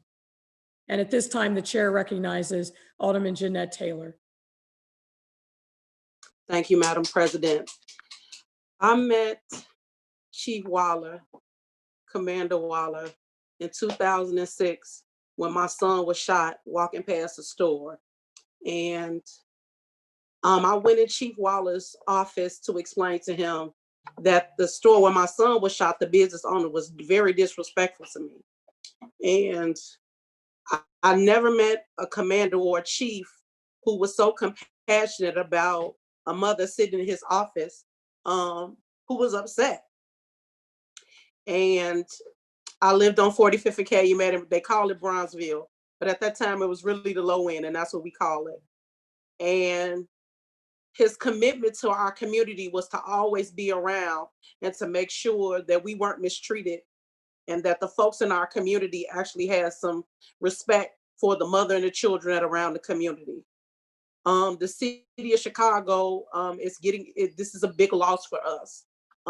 You were the change that I was grateful to see. And I've been honored to know you for the last 10 years, really. And as a new alderman in this space, you were one of the first people to give me a call to congratulate me and to say anything that I needed that you would definitely supply. And so I'm heartbroken that you're leaving, but whatever you do, stay the same Fred Waller you've always been. Thanks, Madam Chair. Put the video back on. Thank you, Alderman Taylor. The chair recognizes Chairman Michele Harris. Thank you, Madam President. Today, I am just proud to be associated with this resolution, but sad at the same time. You know, again, everybody kind of knows Chief's history. He was been a commander kind of all over the universe, but when he came to the 6th district and became my commander, I was tickled pink because I knew that we could see change. And boy, did he change the complexion of the Cottage Grove corridor. And I'll never forget how he committed, and whatever he said, his word with his bond, he never backed off of it. Soft spoken, but so strong, and had his voice is, you know, when I get excited, he had a tendency to talk real slow and get real quiet so he could calm me down. So I really want you to know, Chief, that you have transformed not just my life and the community that I represent, but you transformed my ward and you made it a better place for the residents of that community. And you never made it you never did it and making a big noise and a big stink. You just did your job and you were so good at it. When you became chief, man, I was like, that's the man. He was the go-to man. And I could go to you and whatever problem I had, you always resolved it. And you always did it. And you never made a big fuss. You never made a big action out of it. You just did what you could do for the communities of the city of Chicago. So today, I'm grateful that at this point and at this time, you decided to step away from it all and start a new point in your life and a new road to your life. Many people don't know your parents, but you are a good mish of both your parents put together. And today I know your mom's here and I hope she's listening. And I hope that your sister Wendy and her husband are listening to hear how everybody feels about you and your impact on the city of Chicago. I couldn't be prouder of you and your legacy that you've created and that you left behind. And all the officers that you've helped and you've trained and you've mentored. So thank you, Fred. And I'm gonna call you Fred, Chief, sorry. Thank you so much for being who you are and for serving the residents of the great city of Chicago. Thank you, Chairman Harris. The chair recognizes Chairman Chris Taliaferro. Thank you, Madam President. And I am honored to be associated with this resolution in honoring Chief Waller. Chief Waller, I want to thank you for your service to the city of Chicago for 34 years. And, you know, I don't know whether a lot of folks know, but being a police officer is not an easy job. It's one where you wake up every single day and not know whether you're going to come home or not. It's one where you see some of the worst of the worst, but it's also one where you meet some of the best people in the world, officers that are dedicated to serving this great city. And I know you're proud to have worked with so many thousands of officers that share your same vision for the city of Chicago. I've talked to quite a few officers about you, and one thing they've all said is they've always respected and loved your leadership. And I think that's a great thing to leave with this department and to leave with the young men and women that are still currently serving this city. You've given them a vision of what it is to lead men and women, and to lead them with honor, to lead them with pride, and to lead them with courage, because they are faced with a difficult time now. They're faced with a difficult time yesterday, and they'll be faced with a difficult time in the future. But it's because of your leadership and the identifiable a mark that you've left on their lives that they can face anything that comes before them. So I thank you for the service to the city. And I think Alderman Taylor said it best when she was having a difficult time with probably one of the most horrific things that can happen to any parent. You stood there in support of her, just like you've done with so many people. Again, thank you, Madam President, and thank you, Chief Waller, for your service. Thank you, Madam President. Thank you, Chairman Taliaferro. The chair recognizes Chairman Ariel Raboyes. Thank you, Madam President. Well, I too want to be associated with this resolution. I especially want to thank Chief Fred Waller for all the things that he taught me when I was spending time at the headquarters. I spent about 2-3 days a week at times, and he was the guy that really answered my questions, and his passionate just taught me a lot about the police department, and I will never forget that. 34 years of service in the police department, Fred, is a long time to serve, and you will be definitely missed. And I know, as my colleagues have stated, you were a mentor to many FOP members, but I especially will miss calling you because you were there. When I called you, you answered, and you taught me a lot. You gave me honest answers, and you acted on it. And that's what we want to see in the police department. Someone like you to take over the duties of how you were mentoring and how passionately you served the city of Chicago. I also want to thank your entire family for sharing you with us for the past 34 years. I wish you the best, Fred. You deserve it. And keep smiling, baby, because we miss you. We will miss you. And I personally want to say you're my friend. Thank you. Thank you, Madam President. Thank you, Alderman. The chair recognizes Chairman Carrie Austin. Thank you, Madam President. I too would like to be associated with this resolution. Like many others that have spoken, I know Fred in a different way. My son was Lemuel when he was in the Police Explorers, and he had an opportunity to meet Chief Waller. But he was also a student at Roseland Christian School. So he came home one day and said, "Mama, my principal's brother is Chief Waller." And I was like, "Which Chief Waller?" You know how mothers go through that. And then when I did see the chief, I said, "Is your sister named Wendy?" And the chief definitely acknowledged that Wendy was his sister. And I was like, oh, okay, well, I know Lemuel will be handled between Wendy and between Fred. So I had an opportunity to know him on a personal basis.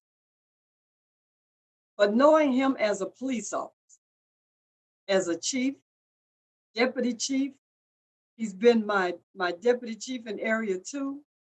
And as Alderman Michele Harris has said, things got done. We were at one time, we were the highest in violence, and the chief helped bring that down, bring those numbers down. I had an incident just like Alderman Taylor did with a police officer. No matter how many times I said I was an alderman, didn't seem to make any difference. So I put in a phone call to the chief. Naturally, he handled that, but it gave me an additional respect for him on how he handled it. So several weeks later, the officer came back and apologized. And I know that that was through Fred speaking to the officer, that you got to respect everybody, no matter what the title is. If it be alderman, if it be everyday citizen, because that's the way he carried himself. So Fred, I'm like Michele, I'm going to miss you. Maybe we can corral you into doing some community work or some community service or something where we can keep you by our side. Because all of the police officers that you've had authority over, I know that they are the better for it. Thank you so much, and God bless you, Fred, and I know that I'll see you around the ward somewhere. All right, then. Thank you, Madam President. Thank you, Alderman. The chair recognizes Alderman Pat Dow. Thank you, Madam President. I too want to be associated with this resolution. I'm prone to get emotional, so I will try to keep this short. First of all, congratulations, Chief Waller, Fred, on your retirement. You are my friend, and you are my all-time favorite police officer ever. I just wanted to use my time today to lift up your leadership and your passion for community policing. You represent how policing should be done in the community. I want to thank you for mentoring Dion Boyd and having him placed in the second district where you also served. I just want to wish you the best as you leave the police department after 34 years. You have indeed put in your time. I'm not used to seeing you in regular clothing. I want to thank you for also coming out of the office on 35th Street and driving down to Metcalf Park or any of the other places where we were having some problems and making the assessment and doing what needed to be done to address those issues at that time. You are the epitome of what it means to be a public servant, police officer, handling public safety in our communities. And I wish more officers had the kind of heart and mind for this job that you have. God bless you and your family. Thank you, Madam President. Thank you, Alderman. The chair recognizes Alderman Michael Scott. Thank you, Madam President. I too wish to be associated with this resolution. I was not lucky, as many of my colleagues, to have Chief Waller as a commander or someone in the districts in which I served. But I was fortunate enough to meet him when I became alderman, and he soon became my go-to guy. And as Chairman Raborius said, every time I call, Chief Waller picked up. It did not matter what was going on in the city.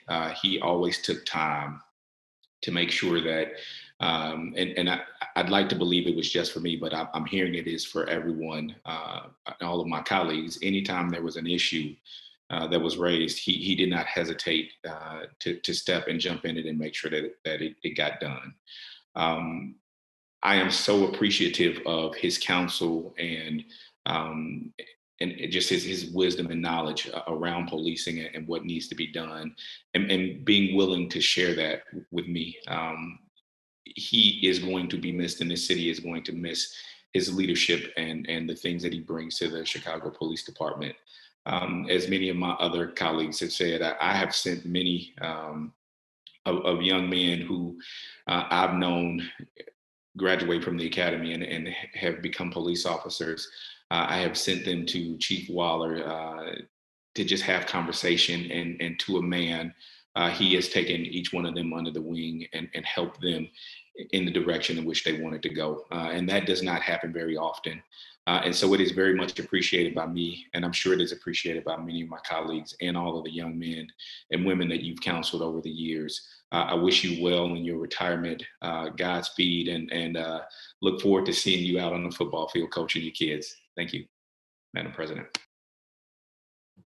Thank you, Alderman. The chair recognizes Alderman Nick Spizzato. Thank you, Madam President.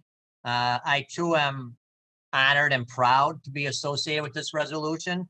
Fred Waller, Chief Fred Waller, who I always called Fred, and that was with disrespect, that was with love and affection. So Fred and me became really, really good friends, I feel. I know my colleagues on the west side and the south side said he was the go-to guy on the west side and the south side. Well, he wasn't only the go-to guy on the west side and south side, I can assure you he was the go-to guy on the northwest side. So I always affectionately referred to Fred as my punching bag, because 9 out of 10 times when I would call him or ask about something, it was always me trying to beat him up for more bodies on the northwest side. And Fred's standard line to me would be, "I know, Alderman, you need more people. I know." So, but you would always somehow, some way come through for me in my community. He certainly was a good friend, and he's still a good friend. I have talked to him since he's been retired, and I told him he will always be my friend. 34 years, that's one heck of a run. I'm proud to have been at your last day party, and for those of you that weren't there, I mean, that was one hell of a party. I mean, no alcohol, Mayor, it was just cake and coffee. So, but there had to be a couple hundred people there. So it was, it just goes to show what kind of guy what people thought of Fred, because sometimes when you're out of office, people don't really care that much anymore about you because you're of no use to them. But Fred, on his way out, he had his family there, the many people he worked with, started his career with, people he mentored. It was just an awesome testimony by many of his friends how they felt about Fred. But Fred, I think the world of you. You know that. I wish you the best in retirement. You're an awesome individual. God bless you and your family. Thank you very much for everything. Thank you, Madam President. Thank you. And Nick, I'm sure that party, everybody wore masks and engaged in social distancing. Absolutely, 100%. Yeah, I'm sure. All right, thank you. The chair recognizes Alderman David Moore.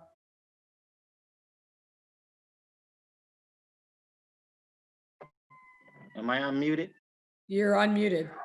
Oh, okay, I don't know what I did, but first of all, Chief, did you really think you were going to get away without us recognizing you? And so I know you tried to, but there was no way, because I know your humbleness, but there was no way we were going to do that. And so, Madam President, our mayor, I want to thank you so much for working with me to bring this resolution before this body, because it is so well deserved. So to my chief, my friend, my brother, a man's man, I don't get to say that about everybody. I am hurt. I am hurt because all these people talking and I thought I was the special one. I am hurt because I thought I was uno numero number one. And Alderman Pat Dowell and Alderman Taylor shedding tears, that put them at the top of the line. But that's all right, because that's the person that you are. I cannot agree or say what Alderman Michele Harris said, and it's a good time for you to leave, and I'm not saying this in a negative way. I'm saying this, I can't say it because I'm selfish. I'm selfish because I don't want you to go. She's right. It is. Alderman Harris, Chairman Harris is right, but I don't want you to go. But I'm reminded of what Reverend Clay Evans taught me. He said, it's always good to leave when people still want you, not pushing you out the door and not making you leave. There are husbands and wives that have stayed too long. They spouses trying to get them out, but not you, Chief Waller. We want you to stay. We want you to stay because you've given so much to our community. Well before I was alderman. Well before I was alderman. The level of respect that not only that you gave me, but to this community. I saw it after my first 4 years. And we asked for the numbers because I know I'm out there on the ground. And every time I'm calling you, you're responding that our crime numbers went down 13%. I was so happy to report that after my 4 years. That was because of your leadership. And I'm grateful for that. Man, I'm just reminded, and I use this, I will call you and I'm going into my explanation and you cut me off. Just tell me what you need. And so I'm telling people, when I do that to you, I get it now. Get to the point. Tell me what you need so I can help you. Don't give me the long story. Just tell me what you need. And those needs were met under your leadership. And so I am grateful, first of all, to God for giving us you. I'm grateful and thankful to your family for sharing us with you. And I'm just thankful that you were there to help change our community and set a standard for many to follow. My last point is that I go from north side, south side, west side. I got police officer friends everywhere. There's not one person that did not have a good thing to say about Chief Fred Waller. And they said they will work their butts off for you. My gosh, that's a leader. And so I'm happy that you're doing what you want to do, but I'm not happy that you're leaving. So may God bless you, may God bless your family, and we will keep in touch. Thank you, Madam President. Thank you, Alderman. The chair recognizes Alderman Napolitano. Thank you, Madam President, for giving me the opportunity to speak. I too support this resolution. I'll make mine very quick. Chief Waller, I did not have the great pleasure to work for you when I was on the police department, but I had many family and hundreds, if not thousands of friends that have worked for you. And I swear on my 3 children, they've all said the same thing. Great copper, great supervisor, and just an all-around great guy. And as an alderman, you've proved that to me. You are going to be missed. God bless you. It has been a pleasure to be around you. You have made an impact on a lot of officers coming up through the ranks because of the type of leader you were, and not just supervisor, but the type of police officer you were and friend to all of, not just police officers, but everybody that you've come in contact with. You're going to be missed. Thank you for all you've done, and thank you for your kindness, and what a great heart you have. I don't know if you know this, but a lot of people call you the baby face supervisor, and God bless that, and enjoy your retirement, sir. Thank you, Madam President. Alderman King.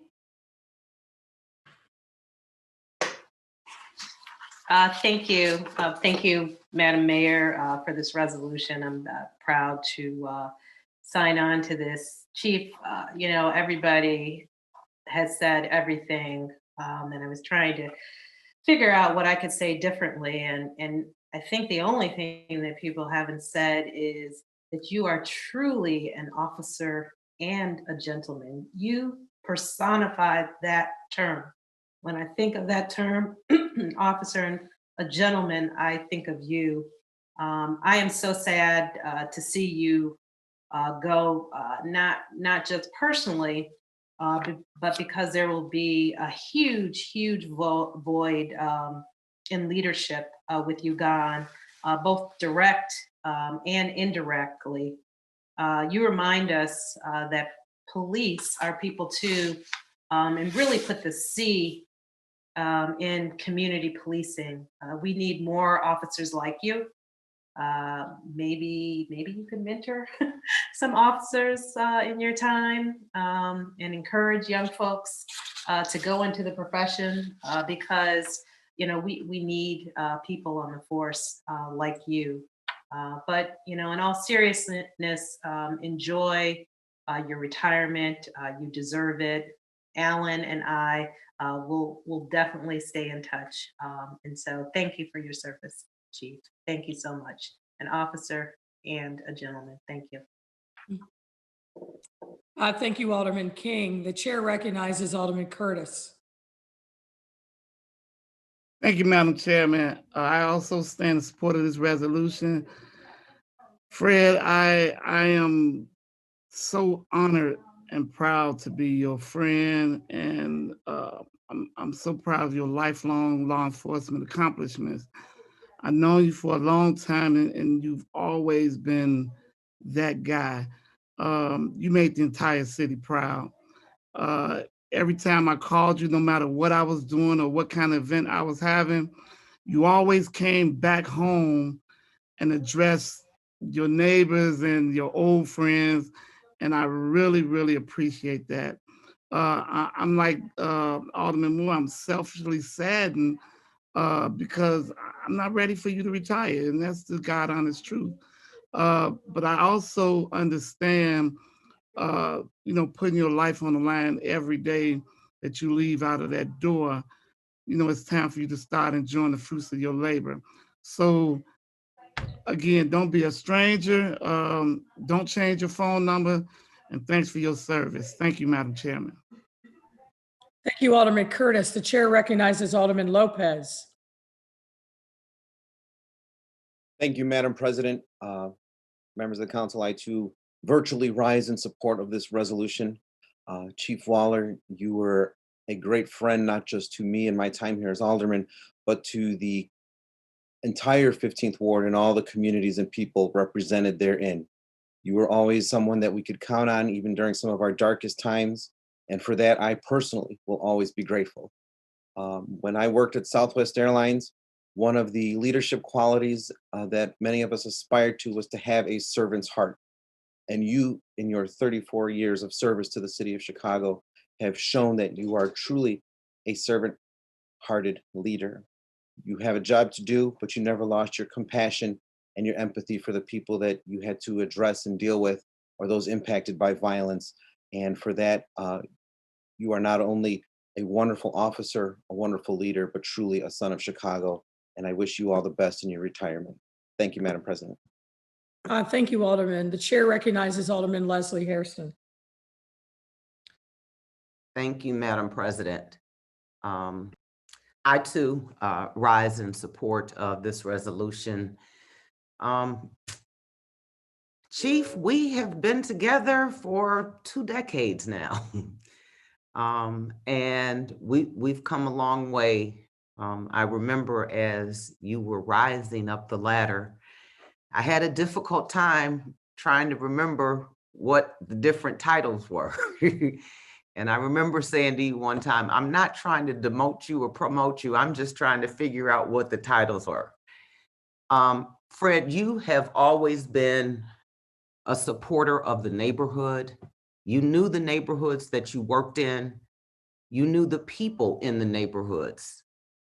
You and the other officers that you worked with, you worked together, and you got the officers to work for you, and you got the officers to work with you, and they wanted to be there and they wanted to do that.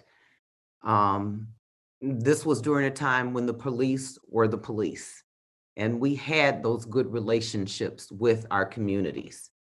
You were always responsive, and you somehow managed to get us the resources. And I think that you not just talk the talk, but you walk the walk. And so you got the community to buy in terms of this is a relationship between the people and the police. And so you got us to spend time in court with court advocacy. And I remember being out there at Area 2 and just popping in your office to say hi because we had a group that were appearing before court when we were trying to get our commercial corridors together, but that worked. That worked. You know, I think everybody has talked about your demeanor, and you've got the 3 C's: calm, cool, and collected. And even when a situation is hot, you were not. You were not. But you have always been fair, and your word meant everything. And that's really important, particularly in this day and age. And I respect you for that, and I appreciate that.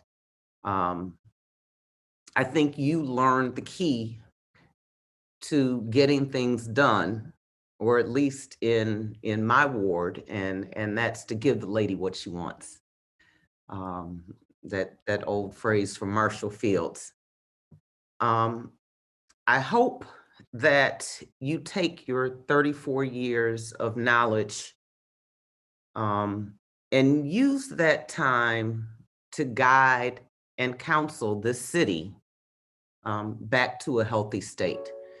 I know I'm finding work for you to do, but I think, as you have heard from the rest of my colleagues, we want you to stay. And while I applaud your retirement, we all know that you're not really ready to retire. So come join us in bringing this city together. And thank you for your service. And I'm here for you, and I'm not going away. Thank you. Thank you, Alderman Hairston. The chair recognizes Alderman Osterman. Thank you, Madam Mayor. Chief Waller, I really want to thank you. Anytime that I had something I needed and I called you, you were very responsive. And that's something that on behalf of my constituents, I really appreciate. You know, for 34 years, you woke up every single day and made Chicago safer, or did everything in your power to do that. So on behalf of all Chicagoans, we really commend you. As has been said, you're an amazing leader, and I really wish you all the best in retirement. I know you love Chicago, and I think after a nice long vacation somewhere or not, I think there's lots that you can help us with. My colleagues and I welcome your feedback and guidance as we work to bring our city together and make it safer. So God bless, and thank you for all your service to the city of Chicago.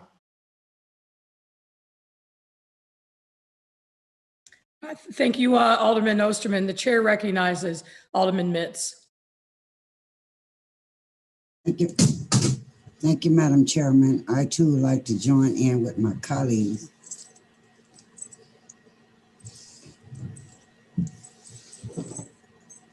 Sorry, this little mouse just fell.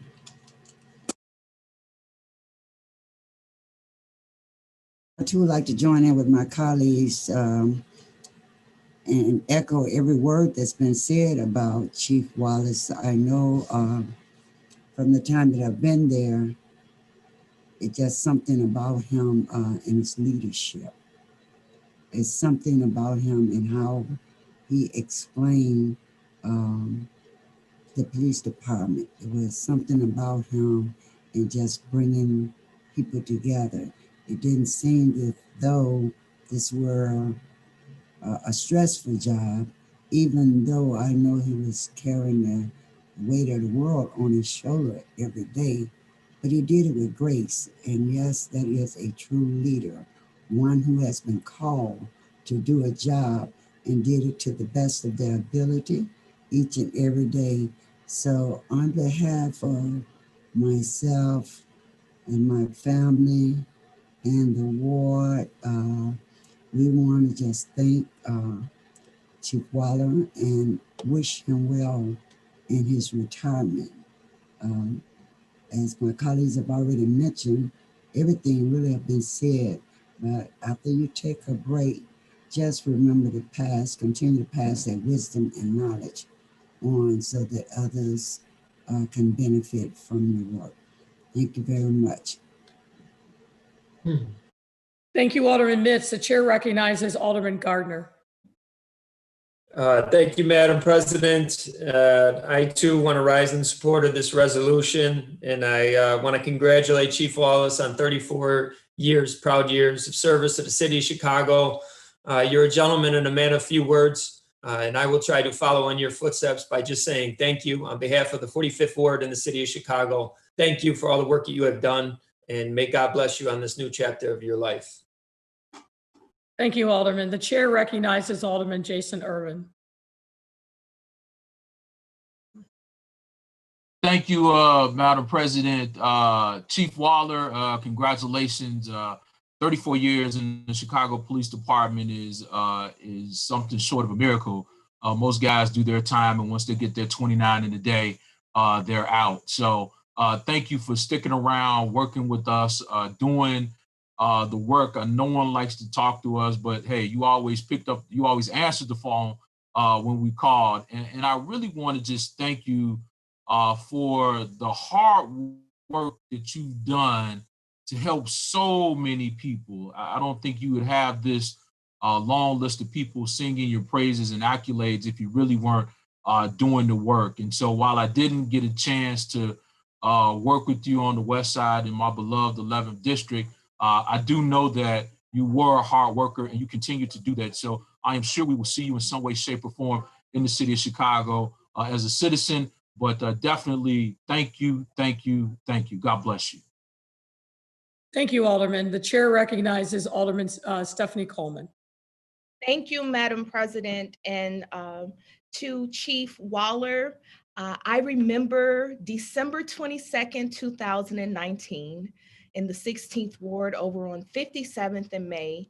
And sir, I was just a freshman alderman, not even 5 months in office. And you came and you reassured on that evil day, that dark day, I'll never forget when we made national news of 13 shootings in Inglewood. And Chief, you reassured me that Alderman, we're going to get justice. We're going to find out who destroyed and, who just, I still get goosebumps thinking about that evening, but it was your leadership and your compassion. Commander Robinson at the time was our commander, now Commander Larry Snelling. And when I think of 34 years, that's longer than I've even been on this earth, of the years that you have given to this great city. Sir, I'm reminded of a Bible verse that says, when you become faithful over just a few, God will make you ruler over many. And thank you for 34 years of serving and protecting. Thank you for 34 years of being an example for young Black men and women, and how you are some will argue that you should have been our superintendent. But you are the difference, and you are the change, and you are the trust. You are a man of character, of trust that we want to see within our city. So thank you, Chief. And I'll be looking forward to seeing you in your retirement, hopefully on the football field. I'll even come to the West Side to a football game. God bless you. Thank you, Alderman. And our final speaker is Alderman Matt O'Shea. Thank you, Madam President. I too stand in support of this resolution. Chief Waller, thank you for your dedicated service to our city these past 34 years. Thank you for being such a positive, strong mentor, not only for the men and women of the Chicago Police Department, but for young men and women all across our city. You're a gentleman and a scholar. I will miss our phone calls talking about crime issues and making sure that our community was well protected. But I look forward to your next chapter. Be well, my friend. Thank you for your service. Thank you, Alderman. Chief, from the north side to the south side, on the west side and everywhere else in between, you've heard, I think, the accolades of people of different backgrounds, different experiences coming together to share their personal experiences, their praise of you.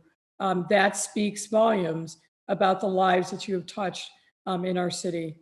And I know you're a man of few words and often shy away from the limelight, but I'd ask leave of the body, if there's a motion, to give you an opportunity for the privilege of the floor to say a few words. Is there such a motion? So moved. Moved by Alderman David Moore.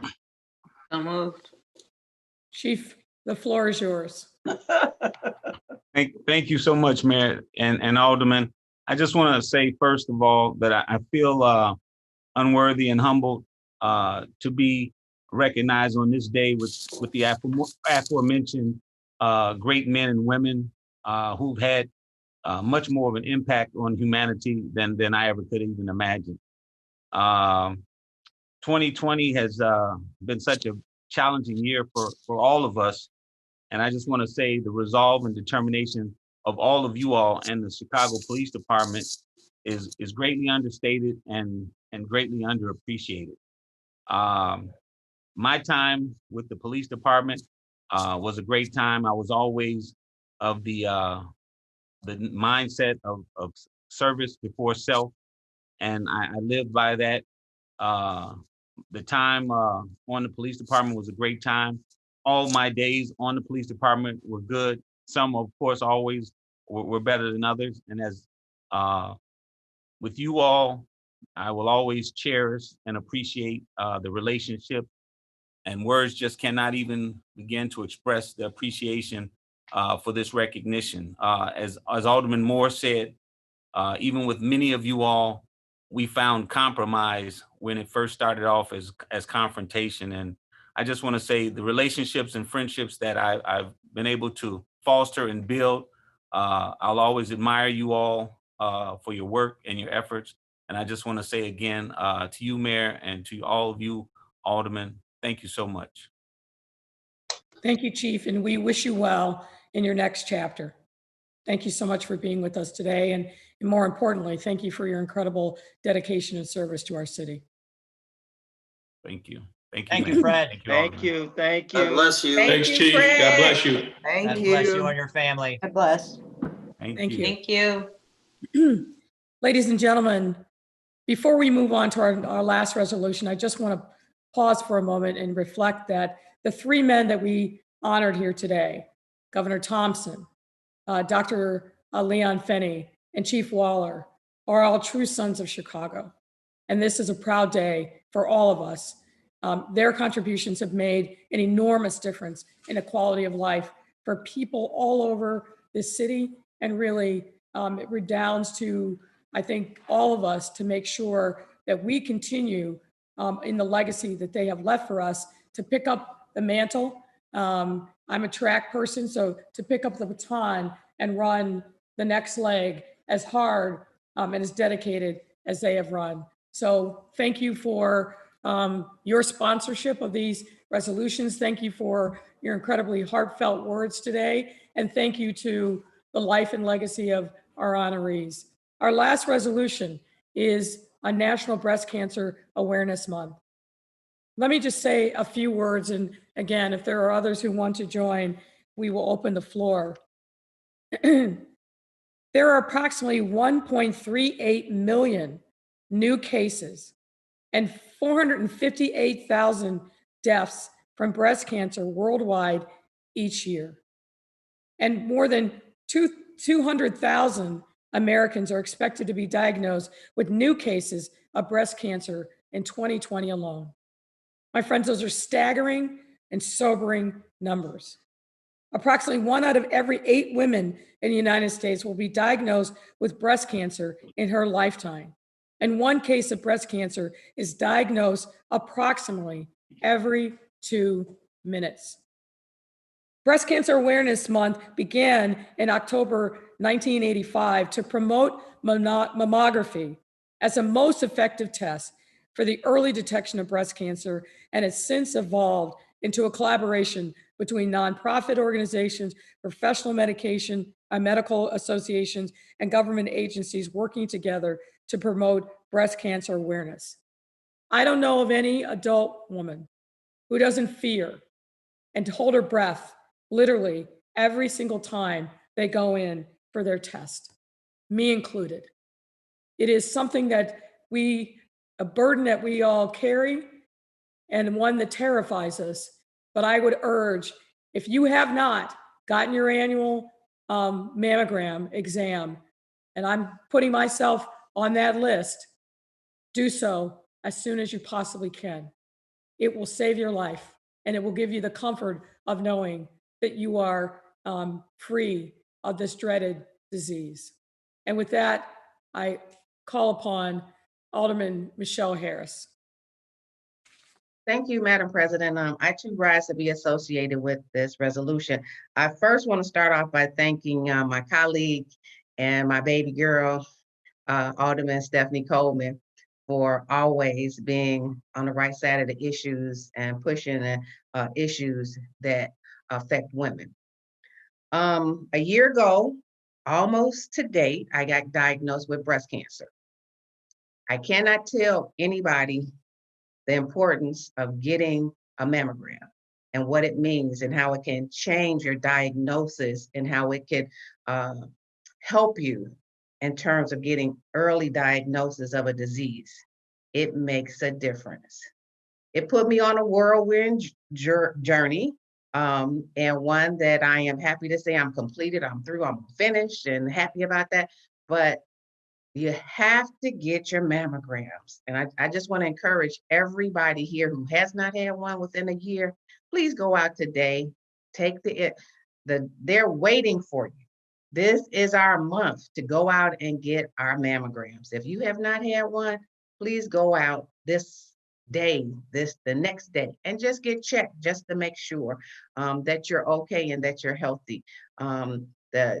I've watched family members, former Alderman Lorraine Dixon, who had breast cancer that has spread to all parts of her body, survived 7 years after her diagnosis, but she missed early detection. Early detection could have saved her life and she probably still wouldn't be here. But again, we put other things ahead of us, including a job and our families and everything. Take the time to take care of yourself today and get you a mammogram, women. It will save your life. And Alderman Coleman, thank you for saving my life. Thank you, Alderman. The chair recognizes Alderman Carrie Austin. Thank you, Madam President. I too rise to be associated with this resolution because like Alderman Michele Harris, Alderman Pat Dowell, and many others, I am a survivor as well. I know that when we started our women's caucus, it was Alderman Ginger Rugai and Lorraine Dixon who at the time were survivors. And at the time, I didn't really think that much of it, no more than always being a part of trying to help. Until one day when I did my mammogram and they said that we need to see you immediately. What's wrong? And after getting that diagnosis, I didn't believe the doctor. I said, well, where did you find it in? She says, well, in your lymph nodes, da, da, da, da, da. And I was like, oh, well, somebody put that in there. I don't have any cancer. There's nowhere in the world for me to have breast cancer. I was just so reluctant as to believe it. But after really absorbing it and knowing that this is a disease that have affected me, that have not turned a blind eye, but not really looked in depth at it. So I am grateful for a mammogram. I am truly, truly grateful for a mammogram because that was my early detection. I didn't get to the critical stages. The radiation was my critical. I didn't think that life could be as bad as it was with radiation. So I'm grateful for what God has given me. And that's life and that more abundant. So for all of those that are afraid to go get a mammogram, let that be your next step. As to say, let me get this done so I will know 100%. Continue to do that every year. Madam Mayor, I'm glad to say that you're on the list. So the ladies that's on this council is going to stay after you to make sure that you get it done. Thank you, Madam President. Thank you. Thank you, Alderman. The chair recognizes Alderman Mitz. Thank you, Madam Chairman. I too would like to be associated with this resolution. And also thank um, my sister Stephanie Coleman. Alderman Austin been pushing this for a while. And yes, I came in at the time Alderman Lorraine Dixon passed away from breast cancer. It has a way of working through families, and you never know when it will be your time. But I tell you that even as a woman, you feel every time you go and get it, you have that sense of being afraid. But once you get it and that result come back, it just gives you joy in your heart and nobody celebrate. You celebrate that test, but it's better to make sure that you go and get the mammogram done every year. But I want to also just to lift up those who have already went through and know that light is at the end of the tunnel, and it's better to catch it ahead of time than to not catch it at all. So we continue to lift up our generation to calm people to make sure they get tested each and every day, and just try to, our health is all we have. So try and take care of it, since we know breast cancer runs rapid in women's, but even more rapidly in Black women. So we have to make sure that we pass that on. Even when you go to any doctor, they want to know whether, when you fill out the survey, who in the family have these different illnesses. And I guarantee you, you're going to find cancer somewhere. So we can make sure we share that with our family members' generation so they would know the history of a family. So on this day, I'm just grateful to be able to stand with the survivors who are with us today and celebrate. They're having to go through, but they were overcomers and they're true warriors, survivors from breast cancer. Thank you, Madam Chair. Thank you, Alderman Mitz. The chair recognizes Alderman Curtis. Thank you, Madam President. I too support this resolution. Am I unmuted? Am I unmuted? Right. Okay, thank you. Yes. Thank you, Madam Chairman. I too support this resolution. This is very dear to me. I am a son of a young woman that lost her battle with breast cancer when I was only 11 years old. That's probably the reason why cancer is actually the reason why I've been such a big advocate of always giving. I want to give a shout out for all of our cancer survivors out there. I commend you all. Keep up the fight, and always know that I'm on the battlefield with you all. Thank you so much, Madam President and City Council. Thank you, Alderman. The chair recognizes Alderman Dow. Thank you, Madam President. I too am a breast cancer survivor. Had cancer, breast cancer in 2007, went and had my mammogram last week. And I think the message that I want to leave is that any woman, young or old, need to get a mammogram. And if you are worried about you can't pay for it, there are plenty of places within the city of Chicago that offer free mammograms. And all you have to do is Google free mammograms in Chicago, and a whole list of them will come up. And so I encourage women today to take advantage of that. Don't do what I did, which is to let years go by before you go in and get a mammogram. You should get that done annually. I also want to thank Alderman Coleman for rallying us together today and keeping this important issue top of mind. Thank you, Mr. President. Thank you, Alderman Dow. The chair recognizes Alderman David Moore. Thank you, Madam President. First of all, I want to say, as Alderman Derek Curtis, just a big shout out to all of the survivors. I have to definitely encourage men, especially encourage men and others who do not get in this fight to get into it. One of the things I always have to be honest, you hear about government organizations and everybody raising money for this, that, and the other, and you say, oh, they'll never find a cure for this stuff. Why am I giving my money? Why am I doing this?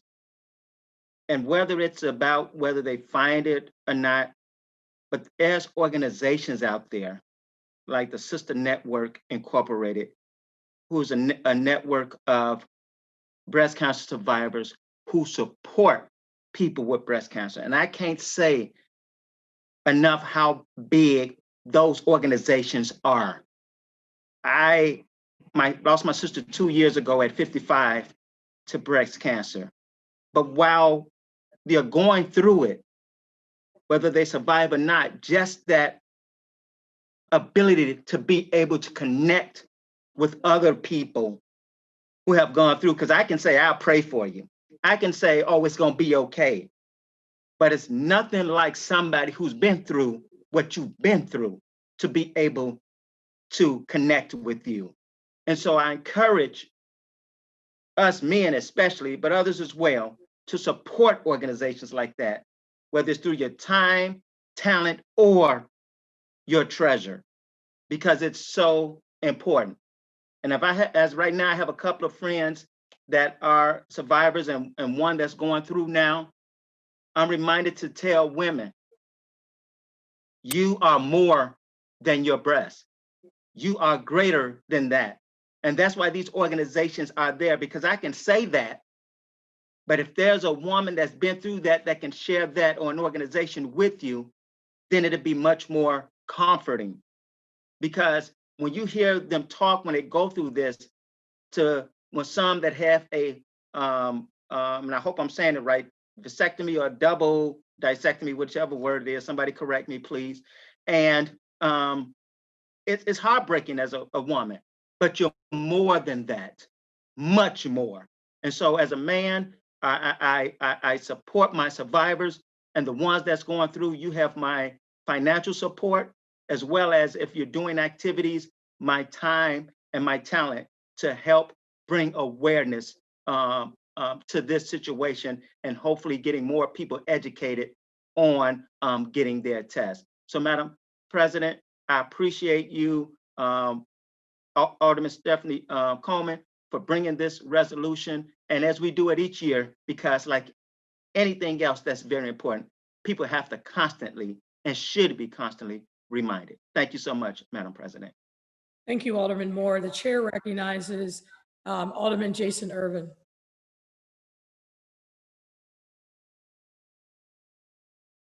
Thank you, Madam President. Generally, this meeting, I normally would wear a pink suit in honor of this this month. Personally, this has had impact on my family. My wife lost a very dear friend this past year to breast cancer. I lost a grandmother to breast cancer. And I did not realize this, but after speaking with folks at the Department of Public Health, one of the communities that I represent in East Garfield Park has some of the highest rates of incidences of breast cancer in our city. So it is incumbent upon all of us to support efforts to get early testing, make sure that people get the proper treatment that they need to deal with this dreaded disease, because it can be dealt with adequately if found early on. So let's all work together to provide the necessary resources for members of our community, and primarily African-American women, because it is our community that has been impacted the most by this dreadful disease. So again, thank you to Alderman Coleman, and originally who always brought this to us and would hit us upside our heads if we did not wear pink, our chairman, Alderman Austin, to commemorate and honor those who have gone before us and those who have lost their lives, but more importantly, those who have survived. And I'm glad to know that we have survivors amongst us on this dreaded disease. So God bless each and every one of you. And let's do our part in making this disease find a cure and to give the necessary resources to help members of our community. Thank you and God bless you. Thank you, Alderman Irvin. The chair recognizes Alderman Michael Scott. Thank you, Madam President. I too would like to be associated with this resolution. I, like many others, have lost family members to this. My father's mother was actually diagnosed when I was very young, so I didn't really understand the breadth and width of this disease. But to hear my colleagues who have been survivors give their testimony, it makes me want to be that much more of a supporter. I commend each and every one of our members who have been through this and have survived this this deadly disease. And I want you to know that we're wearing pink to support you today, but not just wearing pink. I think that our hearts and our minds are all with you, and want to let you know that if there's anything that personally I can do, would love to be of assistance. I'm just so proud and honored to serve with such strong women who are, one, giving their testimony, but more importantly, sharing their testimony so that they can help other women with this. I cannot speak to how proud I am to serve alongside of you. Thank you, Madam President, and thank you, ladies who have survived. Thank you, Alderman. The chair recognizes Alderman Leslie Hairston.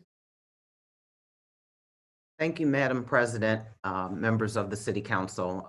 I rise in support of this resolution, and I am honored to serve with my survivor sisters here on the City Council, and recognize how important it is to have a mammogram annually. And I think it's our responsibility to help our constituents find the resources that they need to get mammograms and to get tested. And breast cancer doesn't just affect women, it affects men, as we all know. So we need to continue to beat the drum about the importance of getting a mammogram. I have to share, I got mine during COVID, and 6 feet apart. There was more like 12 feet apart, masked up and everything else. But it was important to get it. I think what Alderman Moore said about doing something to help someone else is important. There are all kinds of different groups out there. I first got involved with Why Me, with former Alderman Ginger Rugai here on this council, participating in the softball games. Also to support Susan G. Komen by starting to do triathlons about 19 years ago. So it is important, and I want to thank Alderman Coleman for bringing this up. And so again, everybody get your mammogram. Thank you. Thank you, Alderman. The chair recognizes Alderman Silverstein. Thank you, Madam President. I too rise in support of this resolution. I just wanted to say that I admire those of my colleagues and all of the women who have been diagnosed and who have had the strength to get through the treatment and the very difficult times in their lives. One of my dear friends was diagnosed, but as hard as she fought, she lost her battle. And since that time, I have become a big pusher for mammograms. You must go and you must get one every single year. It truly can save your life.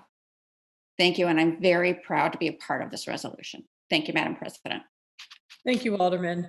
And last but certainly not least, the chair recognizes Alderman Stephanie Coleman. Thank you, Madam President. And to all of the survivors, I am kind of sitting here in my feelings because it was really just a spirit that had me reach out to Alderman Harris and the caucus, and not to let this pandemic get us away from saluting and supporting the survivors. Um, I lost my aunt, Dorothy Miller, who was my mother's best friend. She was the seventh of 12 children to Ophelia Turner, my grandmother. And as a girl, I watched my aunt Dot and Rod Norris Dot. She started the Blues Cruise. But I watched Dot go through hospice and her body and how the cancer and the radiation, what it did to her body, but she still kept her joy. And she still said that God is a healer. Technology and science wasn't on our side some 15 years ago when we lost Dot.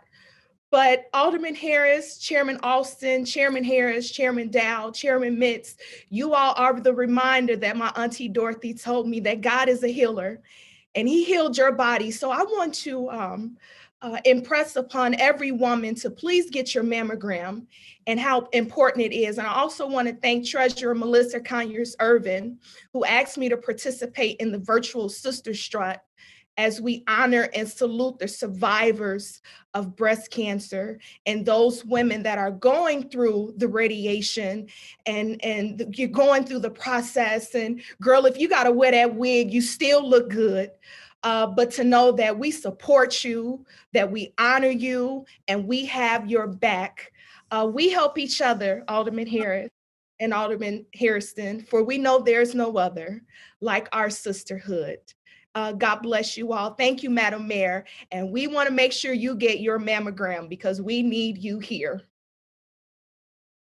Thank you, Alderman Coleman, and thank you all. 2.5 hours in, we are now finished with resolutions. Alderman Mitchell, is there a motion?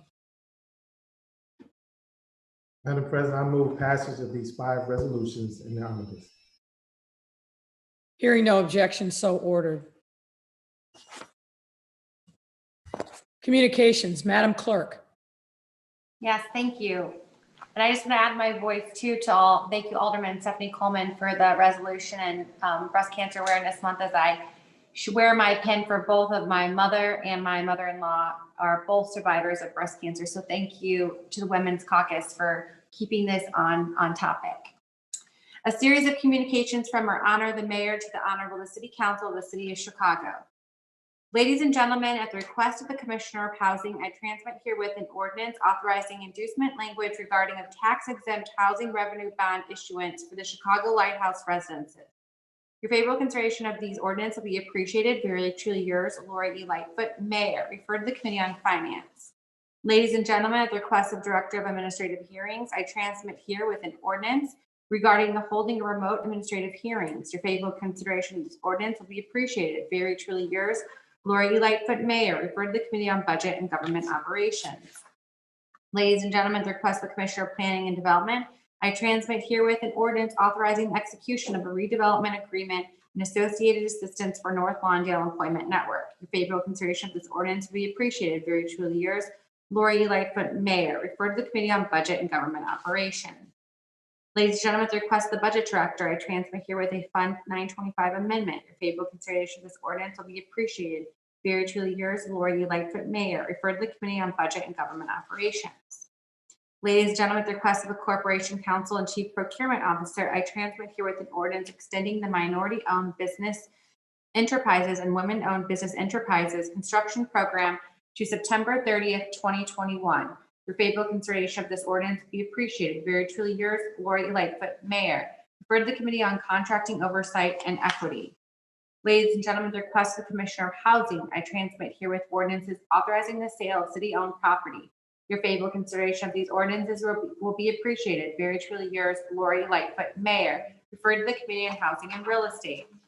Ladies and gentlemen, at the request of Commissioner of Assets, Information and Services, I transmit herewith an ordinance authorizing a land acquisition from the CTA or Chicago Transit Authority. Your favorable consideration of these ordinances will be appreciated. Very truly yours, Lori Lightfoot, Mayor. Referred to the Committee on Housing and Real Estate. Ladies and gentlemen, at the request of the Commissioner of Assets, Information and Services, I transmit herewith an ordinance authorizing the execution of a lease agreement with the City Colleges of Chicago. Your favorable consideration of this ordinance will be appreciated. Very truly yours, Lori Lightfoot, Mayor. Referred to the Committee on Housing and Real Estate. Ladies and gentlemen, at the request of the Commissioner of Planning and Development, I transmit herewith an ordinance authorizing the expenditure of open space impact fees for Ansley Arts Place. Favorable consideration of this ordinance will be appreciated. Very truly yours, Lori Lightfoot, Mayor. Referred to the Committee on Special Events, Cultural Affairs, and Recreation. Ladies and gentlemen, at the request of the Corporation Council and the Budget Director, I transmit herewith an ordinance authorizing the execution of a collective bargaining agreement with Teamsters Local 700. Your favorable consideration of this ordinance will be appreciated. Very truly yours, Lori Lightfoot, Mayor. Referred to the Committee on Workforce Development. Ladies and gentlemen, I transmit herewith appointments to various special service areas. Your favorable consideration of these appointments will be appreciated. Very truly yours, Lori Lightfoot, Mayor. Referred to the Committee on Economic, Capital, and Technology Development. Ladies and gentlemen, I transmit herewith appointments to the Advisory Council on New Americans. Your favorable consideration of these appointments will be appreciated. Very truly yours, Lori Lightfoot, Mayor. Referred to the Committee on Health and Human Relations. Ladies and gentlemen, I transmit herewith appointments to the Advisory Council on Women. Your favorable consideration of these appointments will be appreciated. Very truly yours, Lori Lightfoot, Mayor. Referred to the Committee on Health and Human Relations. I, City Clerk Anna Valencia, hereby inform the City Council that the following document was filed in my office. Inspector General advisories concerning civilian office of police accountability practice and administratively terminating disciplinary investigation. Inspector General's review of compliance with the City of Chicago's video release policy for use of force incident. Inspector General's audit and program review draft 2021 annual plan and Department of Transportation's annual report of non-ordinance loading zone activities. I, City Clerk Valencia, also informed the City Council that all those matters which were considered by the City Council at the regular meeting held on September 9, 2020, and which were required by statute to be published in book or pamphlet form or in one or more newspapers were published in pamphlet form on October 7, 2020, by being printed in full text and printed pamphlet copies of the journal proceedings of the City Council of the City of Chicago. I also transmit herewith the following miscellaneous communications and reports requiring City Council action. Zoning reclassifications of particular areas which are referred to the Committee on Zoning, Landmarks, and Building Standards, and claims against the City of Chicago which are referred to the Committee on Finance. Your Honor, that concludes the mayoral and clerk's communications. Thank you, Madam Clerk. Next is committee reports. And we'll start with the Committee on Finance, Chairman Wegesbach. Thank you. Excuse me. Thank you, Madam President. And just a note, I want to share my support too for all our colleagues who spoke or did not speak today, but know what every one of the women here today has worked through with their families and friends. And I think it's important to hear from everyone today and remember what many of you have gone through. So thank you for allowing everyone to have that opportunity to speak. Madam President, reporting for the City Council Committee on Finance, which met on October 5th, 2020. Item number 1 is an ordinance authorizing the City of Chicago to issue not more than $7 million in multifamily program bonds to enter into and execute a restructuring agreement and the issuance of tax increment financing or TIF assistance with the HPR Preservation LP, HPR GP LLC, the Center for Changing Lives, and Lucha for the properties located at 1152 to 1158 North Christiana Avenue, 3339 to 41 West Division Street, and 1146 North Christiana Avenue. This item was approved by the committee by voice vote. If no one wishes to speak on the matter, move to concur with the recommendation of the committee by roll call vote. This is Alderman Maldonado. I would like to speak on it. Yes. Can you? Madam President, I apologize. This is in the 26th Ward, Alderman Maldonado. Okay. The chair recognizes Alderman Maldonado. Thank you, Madam Mayor. I want to thank you. I want to thank the administration in supporting Lucha with this rehab development that is we've been working on this project for many, many years. And finally, with the support from the administration, we were able to work out the challenges that we were having to make it a reality today. So thank you. And I'm looking forward to see the complete rehabilitation of that single room occupancy development that's been in our communities for many, many years. And there are very, very few SROs today that today they still share one bathroom for an entire floor. This rehab would allow these tenants to have a bathroom in each one of the rooms, which will bring them some dignity that they really deserve. Thank you so much. Thank you, Alderman Maldonado. And I will just say, Alderman, as you well know, Luca has been a great leader in finding creative ways to bring affordable housing and to rehab housing in your ward. And they do remarkable work. And those are the members of the City Council who are interested in affordable housing and you don't know about the work of Luca. I would strongly encourage you to learn about them. They've been great. They continue to do fabulous work. They engage in the community and they are a valuable, valuable asset in our city. Chairman Wagasback, I turn back to you. Madam President, I just move to concur again with the recommendation of the committee by a roll call vote. Madam Clerk, can you please call the roll? Alderman Laspada. Aye. Alderman Laspada is an aye. Alderman Hopkins. Aye. Alderman Hopkins is an aye. Alderman Dow. Aye. Alderman Dow is an aye. Alderman King. Aye. Alderman King is an aye. Alderman Alderman Hairston. Okay. Alderman Hairston is an aye. Alderman Sawyer. Aye. Alderman Sawyer is an aye. Alderman Mitchell. Aye. Alderman Mitchell is an aye. Alderman Harris. Aye. Alderman Harris is an aye. Alderman Beal. Yep. Alderman Beal is an aye. Alderman Salowski Garza. Alderman Thompson. Aye. Alderman Thompson is an aye. Alderman Cardenas. Aye. Alderman Cardenas is an aye. Alderman Quinn. Aye. Alderman Quinn is an aye. Alderman Burke. Aye. Alderman Burke is an aye. Alderman Lopez. Aye. Alderman Lopez is an aye. Alderman Coleman. Aye. Alderman Coleman is an aye. Alderman Moore. Aye. Alderman Moore is an aye. Alderman Curtis. Aye. Alderman Curtis is an aye. Alderman O'Shea. Alderman O'Shea. Sorry that I heard him. Alderman Taylor. Aye. Alderman Taylor is an aye. Alderman Brookins. Aye. Alderman Brookins is an aye. Alderman Rodriguez. Aye. Alderman Rodriguez is an aye. Alderman Tabarez. Aye. Alderman Tabarez is an aye. Alderman Scott. Aye. Alderman Scott is an aye. Alderman Cicho Lopez. Aye. Alderman Cicho Lopez is an aye. Alderman Maldonado. Aye. Alderman Maldonado is an aye. Alderman Burnett. Aye. Aye. Alderman Burnett is an aye. Alderman Irvin. Aye. Alderman Irvin is an aye. Alderman Aye. Alderman Talaferro is an aye. Alderman Raboya. Aye. Alderman Raboyes is an aye. Alderman Cardona. Aye. Alderman Cardona is an aye. Alderman Wagaspack. Aye.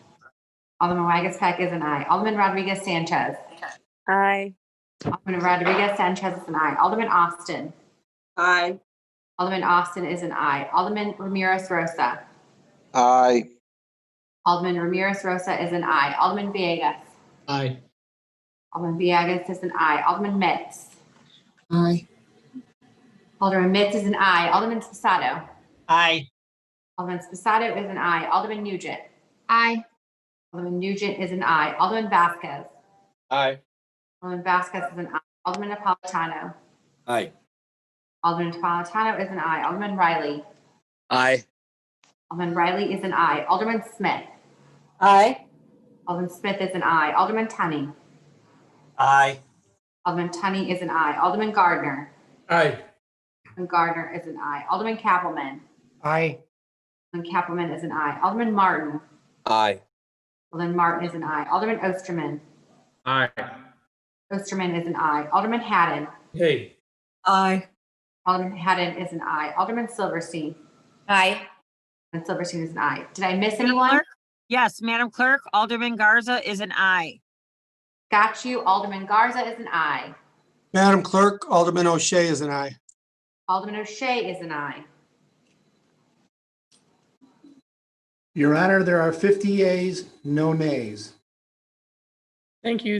The matter passes. Alderman Thompson on the motion for reconsideration. Thank you, Madam President. I motion that we reconsider that last vote. All those in favor of the motion for reconsideration signify by saying aye. All those Aye. opposed say nay. No. Oh, The motion for reconsideration fails. Chairman Wagasback. Thank you, Madam President. Item number 2 on the agenda is the appointment of Gordon R. Hawks as a member of the Northwest Home Equity Commission.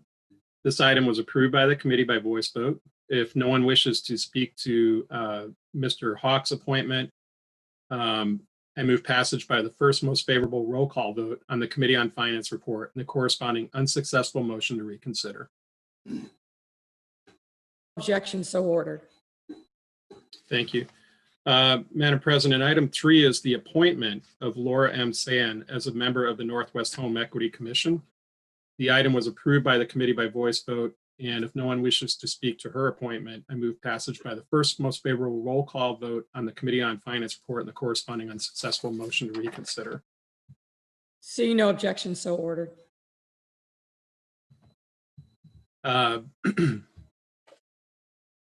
you, Madam President. Item 4 is the reappointment of Pablo R. Medina as a member of the Northwest Home Equity Commission. The item was approved by the committee by voice vote. If no one wishes to speak to Mr. Medina's reappointment, I move passage by the first most favorable roll call vote on the Committee on Finance report and the corresponding unsuccessful motion to reconsider. Seeing no objection so ordered. Thank you. Item 5 is the reappointment of Diane Reyes as a member of the Northwest Home Equity Commission. This item was approved by the committee by voice vote, and if no one wishes to speak on her reappointment, I move passage by the first most favorable roll call vote on the Committee on Finance report and the corresponding unsuccessful motion to reconsider. Seeing no objection so ordered. Item number 6 is regarding monthly settlements through the law department and will be placed on file with the clerk. So reflected. And items 7 and 8, excuse me. Give me 1 second, Madam Chair.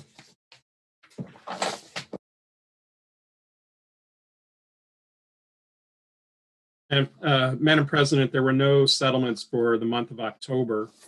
And then items 10 and 11 on our agenda consisted of authorizations for the payment of various small claims against the city and denials of payments of various small claims against the city. If there's no objection, I ask that these items be placed on the omnibus. Seeing no objection so ordered. Thank you, Madam President. This concludes the report of the Committee on Finance. All right, Committee on Budget and Government Operations. Chairman Dow. Thank you, Madam President, and members of the City Council. Reporting for your Committee on the Budget and Government Operations, which held a meeting on September 30th, 2020, and reconvened on October 5th, 2020. The committee recommends passage of the following. 1, an ordinance concerning an allocation of Neighborhood Opportunity Fund grant to American Antoine Land LLC for a Huddle House restaurant at 9401 South Stony Island Avenue in the 8th Ward. I move passage of this item by the first favorable roll call vote of the Committee on Finance and associated unsuccessful motion to reconsider. Seeing no objection so ordered. Thank you, Madam President. Number 2, a substitute ordinance concerning an amendment to the annual appropriation ordinance year 2020 within Fund Number 925 for the Office of the Mayor, Department of Assets, Information and Services, the Board of Elections, the Department of Public Health, the Mayor's Office for People with Disabilities, the Office of Public Safety Administration, the Chicago Police Department, and the Office of Emergency Management and Communications, and the Office of the Fire Department, the Department of Fire. Same motion if there is no objection. Seeing no objection, so ordered. Thank you, Madam President. That concludes the report of the committee. Thank you, Chairman Dow. Next, the Committee on Rules, Chairman Harris. Thank you, Madam President. Reporting for your Committee on Committees rules, which met Friday, September 25th, 2020 at 2 p.m. The committee recommended recommend passage of the following items. One is a correction of the City Council Journal Proceedings for November 20th, 2019. I move passage of this item by the first most favorable roll call of the Committee on Finance and the associated unsuccessful motion to reconsider. Seeing no objection, so ordered. Item 2 is a correction of the City Council Journal of Proceedings of July 22nd, 2020. I move passage of this item by the same motion if there's no objection. Seeing no objection, so ordered. The next item is a proposed ordinance terminating the intergovernmental agreement with the Chicago Board of Education concerning stationing CPD officers in CPS schools. The committee recommends that this item be re-referred to the Joint Committee on Education and Public Safety. I move passage of this recommendation by the same motion if there's no objection. Seeing no objection, so ordered. The next item is a proposed ordinance amending the municipal code 10-32 by adding a new section 10-32-245, establishing the Urban Forestry Board. The committee recommends that this item be referred to the Committee on Finance. I move passage of this recommendation by the same motion if there's no objection. Seeing no objection, so ordered. Thank you. The final item is a proposed resolution to suspend operations of General Irons Industries, Inc. during COVID-19 pandemic until phase 5 of the framework for reopening Chicago is complete. The committee recommends that this item be re-referred to the Committee on Environmental Protection and Energy. And I move passage of this recommendation by the same motion if there's no objections. Seeing no objection, so ordered. That concludes my report, Madam President. Thank you. Thank you, Chairman Harris. Next, the Committee on Economic, Capital, and Technology Development, Chairman Villegas. Good afternoon, Madam President, members of the City Council, reporting for the Committee on Economic, Capital, and Technology Development, which held a meeting on September 29th, 2020. The committee recommends passage of the following items. Items 1 through 8 are a series of appointments and reappointments to various special service areas. Angela C. Herlock and Alexis J. Alimas to SSA number 5, Commercial Avenue Commission. Mark D. Washore to SSA number 16, Greektown Halsted Commission. Ben R. Monroe to SSA number 21, Lincoln Square Commission. Robert Zadlak to SSA number 48, Old Town Commission. And Kelly Chang, Kim Yang Hong, and Patricia A. Hutzel to SSA number 34, Uptown Commission. I move passage of these items by the first favorable roll call vote of the Committee on Finance and the associated unsuccessful motion to reconsider. Seeing no objection, so ordered. Item 9 is an ordinance to call for public hearings on enlargement of boundaries, imposition of tax levy, approval of budget, extension of tax levy period, and execution of service provider agreement for special service area number 19, the Howard Street Commission. I move passage of this item by the first favorable roll call vote of the Committee on Finance and the associated unsuccessful motion to reconsider. Hearing no objection, so ordered. Chairman Villegas, are you going to address item 5? I think you, this is the reappointment of, I think he did that. Did you address item number 5? And I'm now remembering that you did.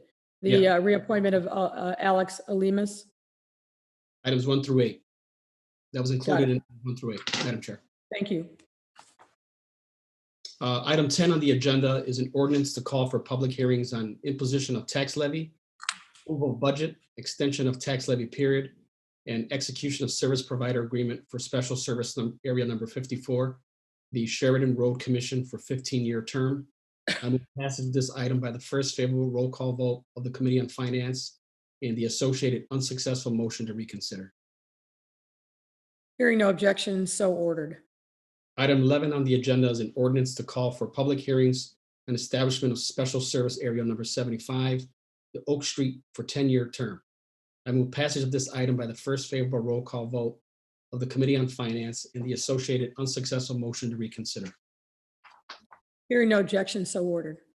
Item 12 is an ordinance to call for public hearings on the establishment of temporary special service area number 76, Michigan Avenue Commission for a 3-year term. I move passage of this item by the first favorable roll call vote of the Committee on Finance and the associated unsuccessful motion to reconsider. Hearing no objection, so ordered. Item 13 on the agenda is a substitute order to call for Budget Director to issue requests to relevant technology sectors for information to identify potential efficiencies in city's technology system and process and potential revenue sources. The substitute order pushes back all dates by 2 months to allow for a citywide IT assessment to conclude. All other language remains the same. I move passage of this item by the first favorable roll call vote of the Committee on Finance and the unsuccessful motion to reconsider. Seeing no objection, so ordered. Item 14 is a substitute ordinance for an amendment of Municipal Code Chapter 2-45-165 to establish requirements for revocation of certain tax incentive classifications. The substitute makes the following changes: consolidates revocation factors for various requirements that may be imposed by the redevelopment agreement into a single line item, includes a new revocation factor to account for the various reporting requirements imposed by SO 2020-22-01, consolidates all revocation factors that reference the county code into a single factor, makes several technical changes to the process, including removing surplus provisions, clarifying that the Committee on Economic Capital and Technology Development is required to send notice upon referral. A revocation resolution as opposed to an introduction, requiring the chairman of the committee to include the Department of Planning and Development's recommendation in the committee's report to the City Council. I move passage of this item by the first favorable roll call vote to Committee on Finance and the associated unsuccessful motion to reconsider. Hearing no objection, so ordered. President, that concludes my report. Thank you, Mr. Chairman. Next is the Committee on Ethics and Government Oversight, Chairman Michele Smith. Thank you, Madam President and members of City Council. Reporting for your Committee on Ethics and Government Oversight, which held a meeting on September 24th, 2020, the committee considered and recommends passage of 3 items. First, item 1 is the reappointment of Stephanie Cox-Baxton as a member of the Board of Ethics. I move passage of this reappointment by the first favorable roll call of the Committee on Finance and associated unsuccessful motion to reconsider. Seeing no objection, so ordered. Item 2 is the reappointment of David L. Daskell as a member of the Board of Ethics. I move passage of this reappointment by the first favorable roll call of the Committee on Finance and associated unsuccessful motion to reconsider. Seeing no objection, so ordered. Finally, item 3, the reappointment of Barbara McDonald as a member of the Board of Ethics. I move passage of this reappointment by the first favorable roll call of the Committee on Finance and associated unsuccessful motion to reconsider. Hearing no objection, so ordered. Thank you, Madam President. That concludes my report. Thank you, Chairman Smith. Next, the Committee on Health and Human Relations, Chairman Sawyer.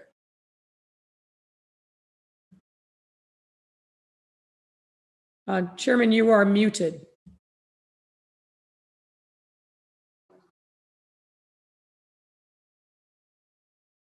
I apologize. There you go. Thank you. Thank you, Madam President and members of the City Council. Reporting on your Committee on Health and Human Relations, which held remote meetings on September 16th and September 21st, 2020, the committee recommends passage of the following items. The first item includes appointments to the Advisory Council of Women. The committee approved the following 15 appointments: Renee Lee, Loretta Trevino, Jessica Avicia, Emily Bloom, Felicia Davis, Eileen Dordick, Jennifer Elazar, Kimmy L. Ellen, Sharita Ellens, Kim Fountain, Mary Gardner, Karnika Inegar, Sonia Jackson, Lisa Kornick, and Jennifer Welch. I move passage of this item by the first most favorable roll call vote of the Committee on Finance and associated unsuccessful motion to reconsider. Seeing no objection, so ordered. The next item includes appointments to the Advisory Council on Equity. The committee approved the following 17 appointments: Fidel Nguiano Jr., Libya Bianabi, Leon Jose Bicchieri, Nikita Brar, Ariana Cisneros, Candace Coleman, Derek Dawson, Glenance Green, Kim J, Bella Mote, Grace Kim Pai, Jose Rico, James Rudick Jr., Jennifer Tinsley, Sharara Was, Garth N. Walker, Sharif Walker. I move passage of this item by the same motion if there's no objection. Don't worry about it. Hearing no objection, so ordered. The next item includes appointments to the Advisory Council on LGBTQ+ issues. The committee approved the following 12 appointments: Malaya Arnold, Anthony D'Amato, Jim Soo Ho, Craig Johnson, Cornelius Lee, Pamela Lightsey, Veronica Lozano, Frank Lukes, Macaulay Martin, Anna Deshawn Rainey, Lauren Sivak, Amanda Vivers. I move passage of this item by the same motion if there's no objection. Seeing no objection, so ordered.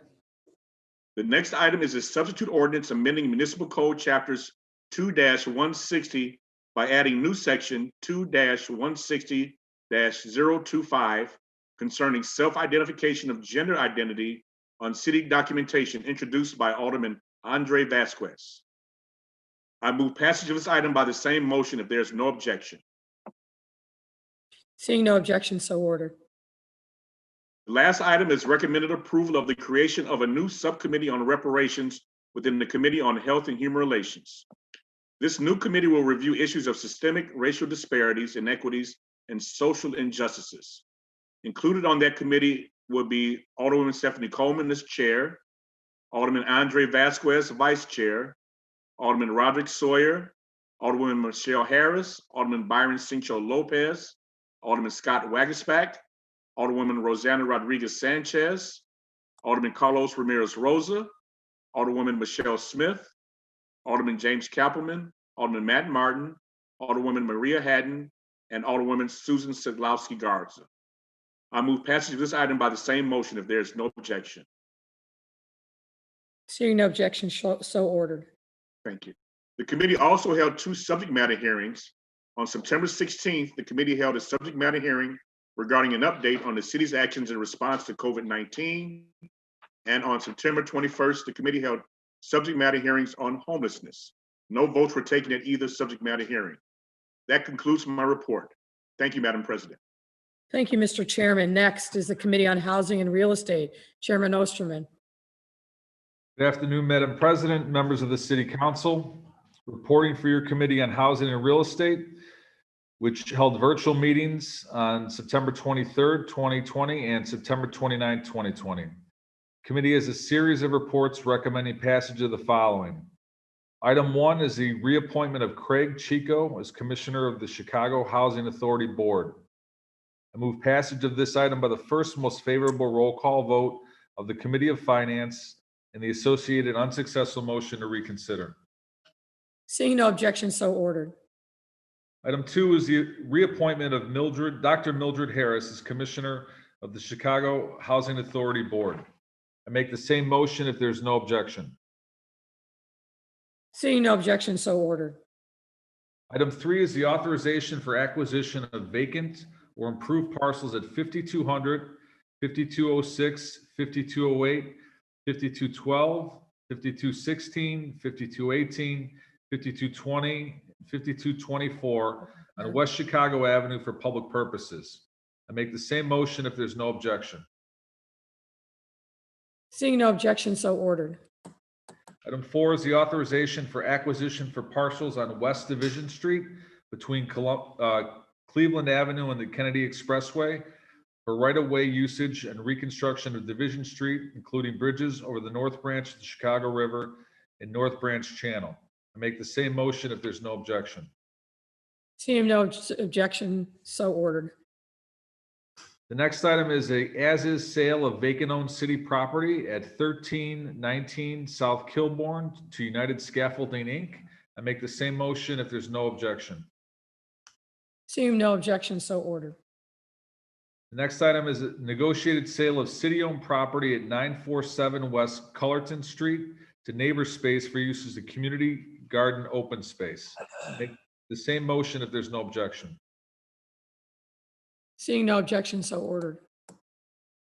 The next item is an intergovernmental agreement with Metra for the sale of the city-owned parcel and assistance in purchase of private parcel commonly known as 615 West 79th Street and 651 West 79th Street to construct the Auburn Park Station and facility with non-exclusive easement on South Low. I make the same motion if there's no objection.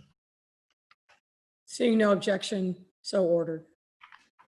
Final item is the First Amendment to a lease agreement with the Chicago Park District regarding use of city-owned open space at 220-234 East Chicago Avenue, Seneca Park, by correcting square footage to allow for the widening of Mies van der Rohe Way.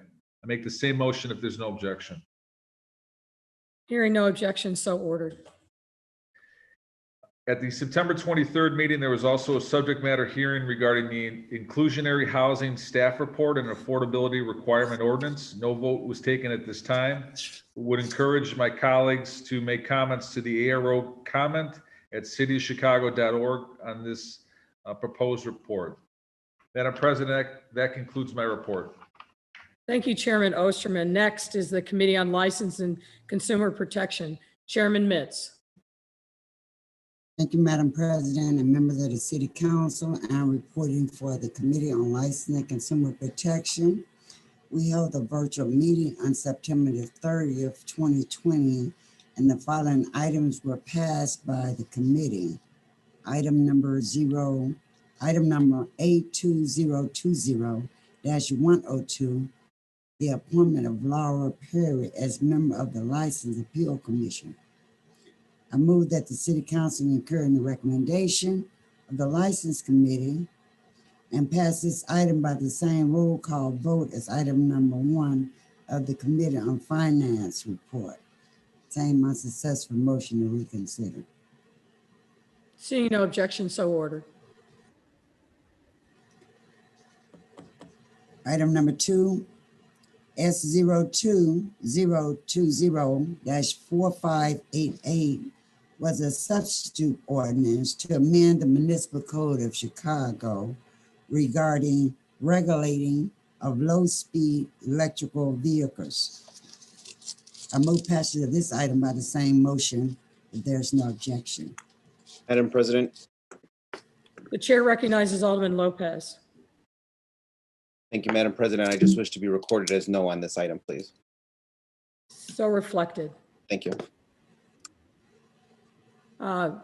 With the exception of Alderman Lopez, I see no objection to the motion, so it is so ordered. Please proceed. The next item is the next item is 02020-4229 through 02020-4235. 7 ordinance to amend the municipal code, designating precincts of the 13th Ward as restricted residential zones, prohibiting additional shared housing and vacational renters. I move passage of these items by the same motion. If there's no objection. Seeing no objection, so ordered.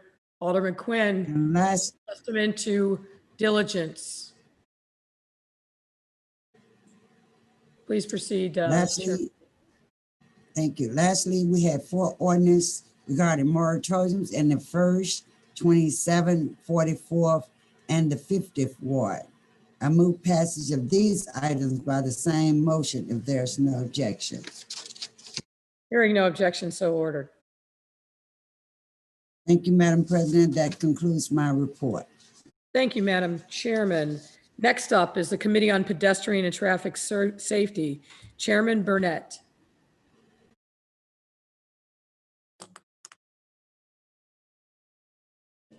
Thank you, Madam President. Reporting for your Committee on Pedestrian and Traffic Safety, for which a meeting was held on Thursday, October 1st, 2020. Before the committee, there were 151 items. There were 156 routine traffic items that passed and 5 routine traffic items that did not pass. There were 2 items introduced by Mayor Lori Lightfoot. Item 02020-3982, substitute ordinance for amendment of municipal code title 4 and 9 regarding low-speed electrical mobility and delivery bicycles. And another amendment was 02020-4587, amendment of municipal code chapters 2-102 and 9-80 regarding installation of vehicle impact protection devices, ballards and barriers in public ways. Both items passed through committee. If there's no objections, I move for passage of these ordinances in the omnibus. That concludes my report. Thank you, Madam President. The chair recognizes Alderman Lopez. Thank you again, Madam President. I wish to be recorded as a no to item 2020-3982, please. So reflected in the record. Hearing no other objection, the motion is granted. Thank you, Chairman Burnett, for your report. Next up is the Committee on Transportation and Public Way, Chairman Brookins. Thank you, Madam President. Reporting for your Committee on Transportation and Public Way, a meeting held on October 1st, 2020. The following ordinances passed by a majority of the members present. On pages 2 through 20 include 222 ordinances for grants of privileges introduced by the local aldermen from wards 1 through 6, 8, 13 through 16, 18 through 20, 22, 23, 25 through 28, 30 through 33, 35, and 38 through 50. Under Rule 14 of the Rules of Order and Procedure of the City of Chicago City Council, Alderman Burke abstains from voting on the following items: grants of privilege 02020-4315, 02020-4399, 02020-4400,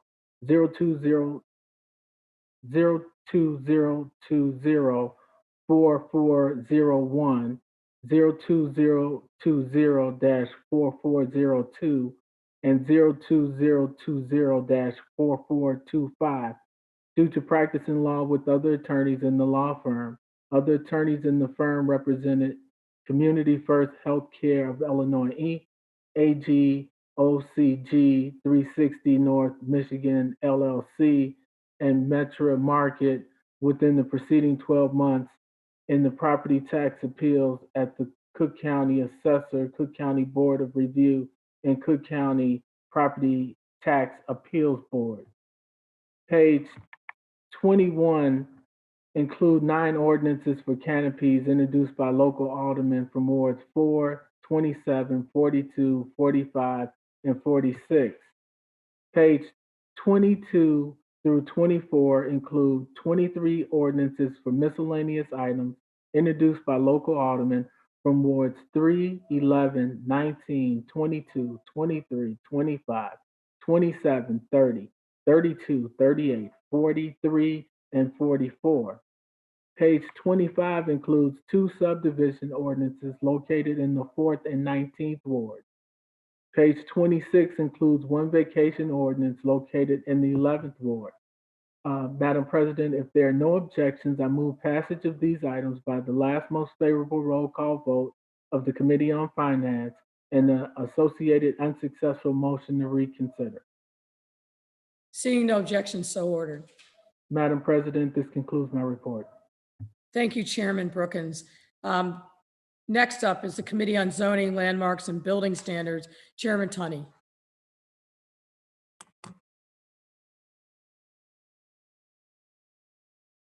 Chairman, you are still muted. Okay.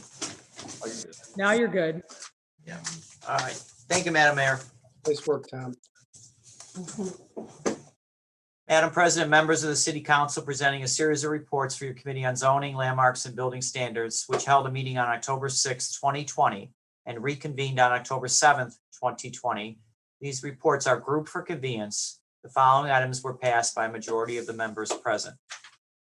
Page 1 contains document number 02020-4586, the mayoral amendment of municipal code sections 17-7-0600 and 17-13-0500 by modifying provisions governing special character overlay districts. I move passage of this item by the last most favorable roll call vote of the Finance Committee report and the associated unsuccessful motion to reconsider. Seeing no objection, so ordered. Page 1 contains document number 02020-4593, the mayoral amendment of municipal code titles 2, 4, 5, 11, 13, 14A, 14B, 14E, 14R, 14X, 15, and 17 regarding technical corrections and adjustments related to building construction provisions. I move passage of this item by the same motion if there's no objection. Hearing no objection, so ordered. Page 1 also contains the mayoral appointment of Matt Baudet as Buildings Commissioner. I move passage of this item by the same motion if there is no objection. Seeing no objection, so ordered. And congratulations. Congratulations to the commissioner also. Thank you, Mayor. Thank you, Alderman. Appreciate it. All right. And I just want to say that this is Matt is eminently qualified to lead the building department. Judy Friedland, as we all know, did an outstanding job in 5+ years of her stewardship.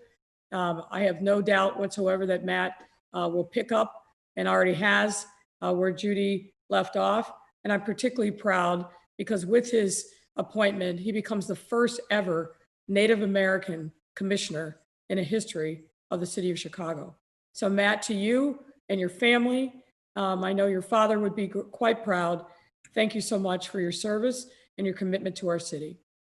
Thank you, Mayor. Appreciate it. The chair recognizes Alderman David Moore.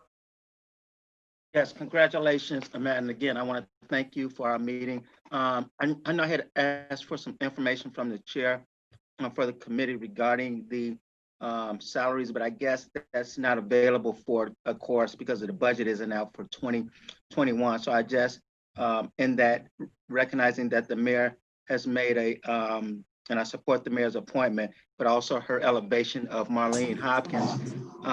And I just want to make sure, as I stated in committee, that Marlene's and all the work that she's done, that as we go through this budget, her appreciation for her work be reflected gratefully in that budget. So hopefully somebody will see those numbers during budget season. So thank you for this appointment, and I support the appointment. Alderman Moore, we'll make sure that we get that information to you and to the other members of the council. And thank you for the prompt. Marlene is absolutely outstanding. I feel very fortunate that Matt and Marlene are going to be working hand in glove to lead the department forward. Marlene, not a lot of flash, but man, oh man, does she get the job done. So thank you. Yeah, right. Yes, indeed. Chairman Tunney, I believe you still have the floor. I do, and in response to Alderman David Moore, he will have the 2019 budget salaries that he requested before the end of day. Moving on, page 1 contains the mayoral appointment of Timothy R. Knudsen as chair and member of the Zoning Board of Appeals. I move passage of this item by the same motion if there is no objection. Seeing no objection, so ordered. Page 1 contains the mayoral appointment of Brian Sanchez as a member of the Zoning Board of Appeals. I move passage of this item by the same motion if there is no objection. Seeing no objection, so ordered. Page 1 also contains the mayoral reappointments of Jose Maldonado, David Whitley, and Olga Camargo as members of the Public Building Commission. I move passage of these items by the same motion if there is no objection. Seeing no objection, so ordered. All right, pages 2 through 13 contain various map amendments in the 1st, 2nd, 3rd, 4th, 8th, 10th, 11th, 14th, 17th, 18th, 21st, 25th, 30th, 32nd, 33rd, 36th, 37th, 38th, 39th, 44th, 45th, 46th, and 47th wards.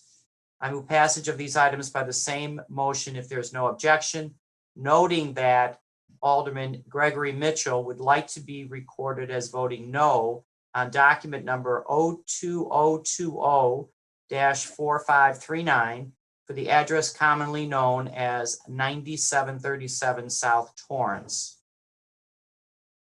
Alderman Mitchell's no vote is noted in the record, with the exception of that no vote. Seeing no other objections, so ordered. Page 13 contains the historical landmark designation for the former Schlitz Brewing Tide House at 9401 South Ewing. I move passage of this item by the same motion if there's no objection. Seeing no objection, so ordered. And page 14 contains various large signs over 100 square feet in area, 24 feet above grade in the 1st, 18th, 23rd, 31st, 39th, 42nd, and 47th wards. I move passage of these items by the same motion if there is no objection. Seeing no objection, so ordered. Madam President, that concludes my report. Thank you. Thank you, Chairman Tunney. That concludes committee reports. Let's next move to the agreed calendar. Chairman Harris. Madam President, I've received from the city clerk, Andrea M. Valencia, a total of 95 items proposed for the agreed calendar, consisting of congratulatory, commemorative, tributary resolutions from Mayor Lightfoot and the following aldermen. Alderman Sawyer, Alderman Thompson, Alderman Quinn, Alderman Burke, Alderman Lopez, Alderman Curtis, Alderman Brookins, Alderman Setchell Lopez, Alderman Nugent, Alderman Smith, and Alderman Cappleman. Do you have a motion? I move that these be approved in the omnibus. Hearing no objection, so ordered. Next, new business. Madam Clerk, please call the roll of the wards, beginning with the 50th. Claims, free permits, license fee exemptions, which are referred to the Committee on Finance. Zoning amendments, which are referred to the Committee on Zoning, Landmarks, and Building Standards. Traffic regulations, traffic control signals, and traffic signs, which are referred to the Committee on Pedestrian and Traffic Safety. Grants of privilege on and over the public way, which are referred to the Committee on Transportation and Public Way. An exemption from physical barrier requirement for commercial driveway alley access to parking facilities, which are referred to the Committee on Transportation and Public Way. Alderman Martin has a proposed resolution to call for subject matter hearings on the status of the CTA's electric bus plan, which is referred to the Committee on Environmental Protection and Energy. Alderman Cappleman has a proposed ordinance for vacation of public alleys in the area bounded by North Winthrop Avenue, West Wilson Avenue, North Broadway, and West Leland Avenue, which is referred to the Committee on Transportation and Public Way. Alderman Tunney has a proposed ordinance for amendment of Municipal Code, Section 4-60-023, to allow additional package goods licenses on portions of North Ashland Avenue, which is referred to the Committee on License and Consumer Protection. Hey, does Satchel Lopez have? Alderman Tunney has a proposed ordinance to call for city-issued business licenses required under Titles 4 and 9 and emerging business permits issued under Section 4-4-022 of the Municipal Code, which expired on or after March 15th, 2020, to be considered active and not subject to late fees until 30 days after repeal date of December 31st, 2020, which is referred to the Committee on License and Consumer Protection. Alderman Smith has a proposed ordinance for amendment of Municipal Code Section 2-120-910 by modifying fines and remedies for disrepair of historical and architectural landmarks, which is referred to the Committee on Zoning, Landmarks, and Building Standards. Alderman Smith also has a proposed order to call for removal of park property playgrounds from list of park properties closed due to Public Health Order 2020-9, which is referred to the Committee on Health and Human Relations. Alderman Riley has a proposed resolution to call for hearings on the status of various contract agreements between the City of Chicago and J.C. Decaux, which is referred to the Committee on Finance. Alderman Riley also has a proposed order for the issuance of permits for signboards at 702 West Fulton Market, which is referred to the Committee on Zoning, Landmarks, and Building Standards. And a proposed ordinance for a time extension for limited release of subway rights for 215 North Michigan Owner LLC, which is referred to the Committee on Transportation and Public Way. Alderman Nugent has a proposed ordinance for donation of city vehicles to Elderly Housing Development and Operations Corporation, which is referred to the Committee on the Budget and Government Operations. And a proposed ordinance for vacation of public alleys in the area bounded by North Keystone Avenue, West Peterson Avenue, Chicago and Northwestern Metro Railway, and West Glen Lake Avenue, which is referred to the Committee on Transportation and Public Way. Alderman Villegas has a proposed ordinance for amendment of Municipal Code Title I by adding a new Chapter 1-26 entitled Chicago Administrative Procedure Ordinance, which is referred to the Committee on the Budget and Government Operations. Alderman Villegas also has a proposed ordinance for amendment of Municipal Code Title IX by adding a new Chapter 9-125 entitled Toll Rotation System, which is referred to the Committee on Public Safety. And a proposed ordinance for amendment of Municipal Code Titles 2 and 4 by adding new Chapter 4-227 and modifying various sections to establish regulations and license fees for tow truck companies and operators, which is referred to the Committee on License and Consumer Protection. Alderman Villegas also has a proposed resolution to call for hearings on post-COVID-19 recovery efforts within tourism, hospitality, and meetings industries, which is referred to the Committee on Economic, Capital, and Technology Development. And a proposed resolution to call for subject matter hearings on the implementation of diversity and inclusion requirements of Illinois Gambling Act provisions for Chicago casinos, which is referred to the Committee on Economic, Capital, and Technology Development. Alderman Ramirez Rosa has a proposed ordinance for amendment of Municipal Code, Section 4-60-022, to allow additional alcoholic liquor licenses on portion of West Diversity Avenue, which is referred to the Committee on License and Consumer Protection. And a proposed ordinance for amendment of Municipal Code, Section 4-60-023, to allow additional package goods licenses on portion of West Diversity Avenue, which is referred to the Committee on License and Consumer Protection. Alderman Ramirez Rosa also has a proposed ordinance for amendment of Municipal Code Section 4-60-023 to allow additional package goods licenses on portions of North Elston Avenue, which is referred to the Committee on License and Consumer Protection. Alderman Rodriguez Sanchez and others have a proposed resolution to call for Federal Reserve Bank of U.S. and financial institutions serving as bond underwriters for City of Chicago to offer interest-free, low-term loans for borrowing needs of state and local governments, which is referred to the Committee on Finance. Alderman Burnett has a proposed order for the issuance of permits for signboards at 404 North Armour Street, which is referred to the Committee on Zoning, Landmarks, and Building Standards. Alderman Burnett also has a proposed ordinance for vacation of public alleys in the area bounded by West Walnut Street, North Ashland Avenue, West Lake Street, and North Paulina Street, which is referred to the Committee on Transportation and Public Way. Alderman Cicho Lopez has a proposed ordinance for amendment of Municipal Code, Chapter 2-44, by modifying Sections 2-44-080 regarding 2015 Affordable Housing Commitment and adding new Section 2. Two committees called the Committee on Housing and Real Estate and the Committee on Rules. The matter is referred to the Committee on Committees and Rules. Excuse me, sir, who called it to rules for the record? The alderman didn't identify themselves, Alderman.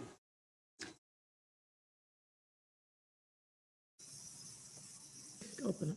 Let's proceed, please. Alderman Cicho Lopez also has a proposed resolution expressing support for passage of the Fair Tax Constitutional Amendment, which is referred to the Committee on Finance, and a proposed ordinance for an honorary street designation as Honorary Lawrence's Way, which is referred to the Committee on Transportation and Public Way. Alderman Taveras has a proposed ordinance for an honorary street designation as CFD Black Chief Terrence Collins Way, which is referred to the Committee on Transportation and Public Way. Alderman O'Shea has a proposed ordinance for amendment of Municipal Code, Section 9-64-090, to allow 48-hour parking exception in residential residential parking permit zones before and after holidays, which is referred to the Committee on Pedestrian and Traffic Safety. Alderman O'Shea also has a proposed ordinance for amendment of municipal code, section 9-64-113, to allow vehicles to park with two wheels on parkway curbs and carriage walks at various locations within the 19th Ward, which is referred to the Committee on Pedestrian and Traffic Safety. Alderman Curtis has a proposed order for the issuance of permits for signboards at 7353 South Cicero Avenue, which is referred to the Committee on Zoning, Landmarks, and Building Standards.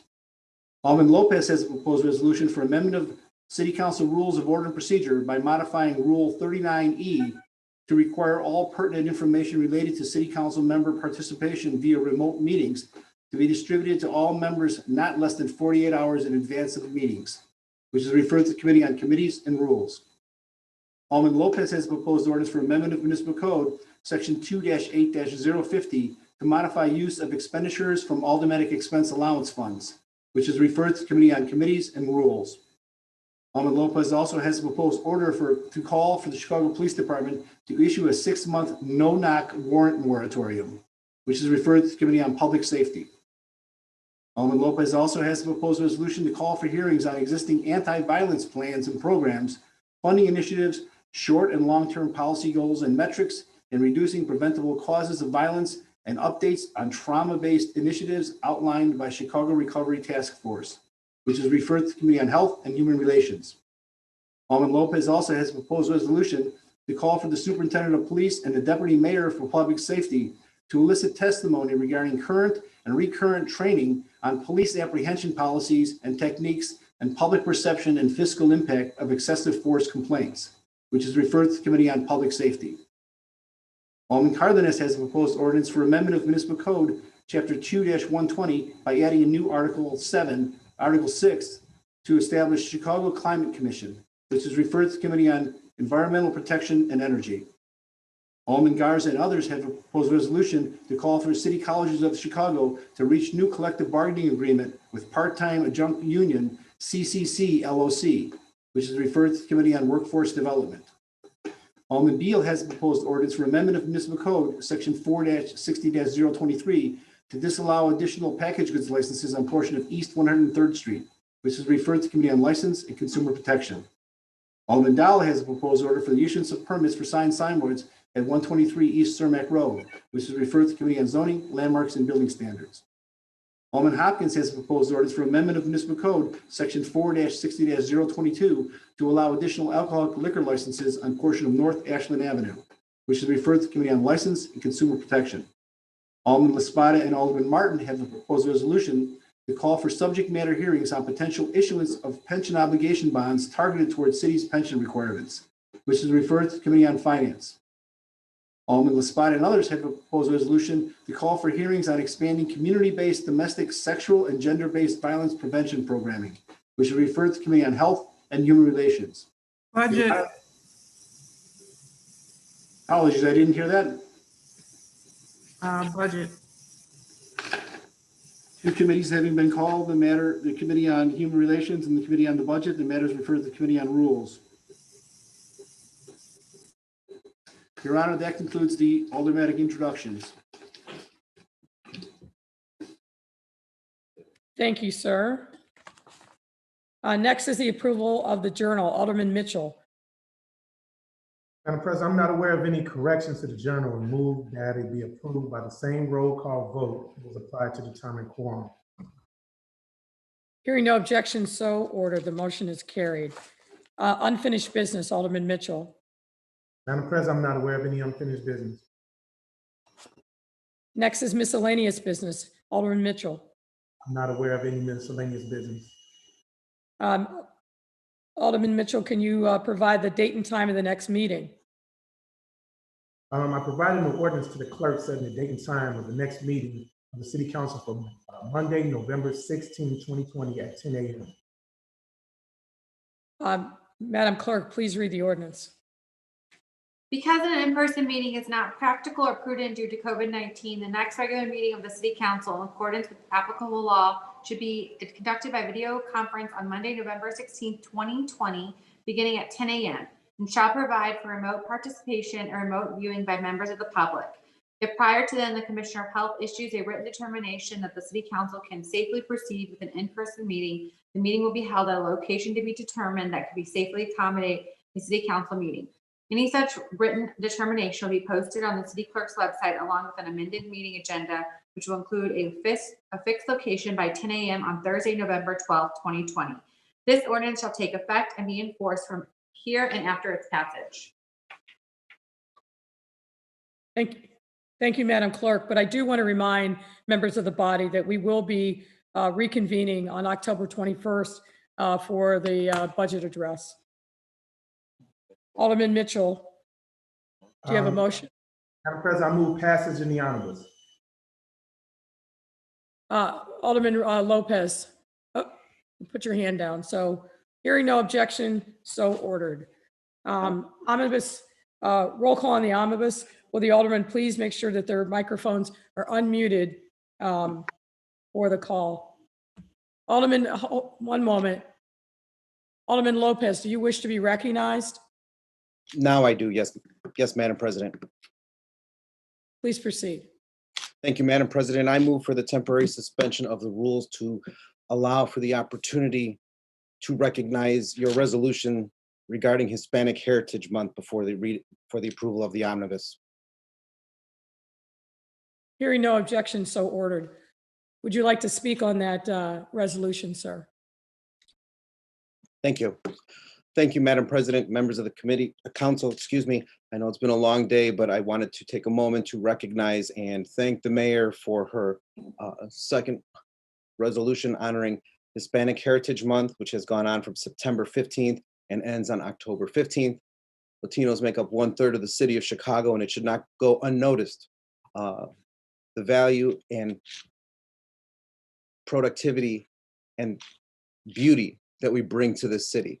Latinos are in every neighborhood, every work group, many of our wards, and from nearly 20 countries across this planet.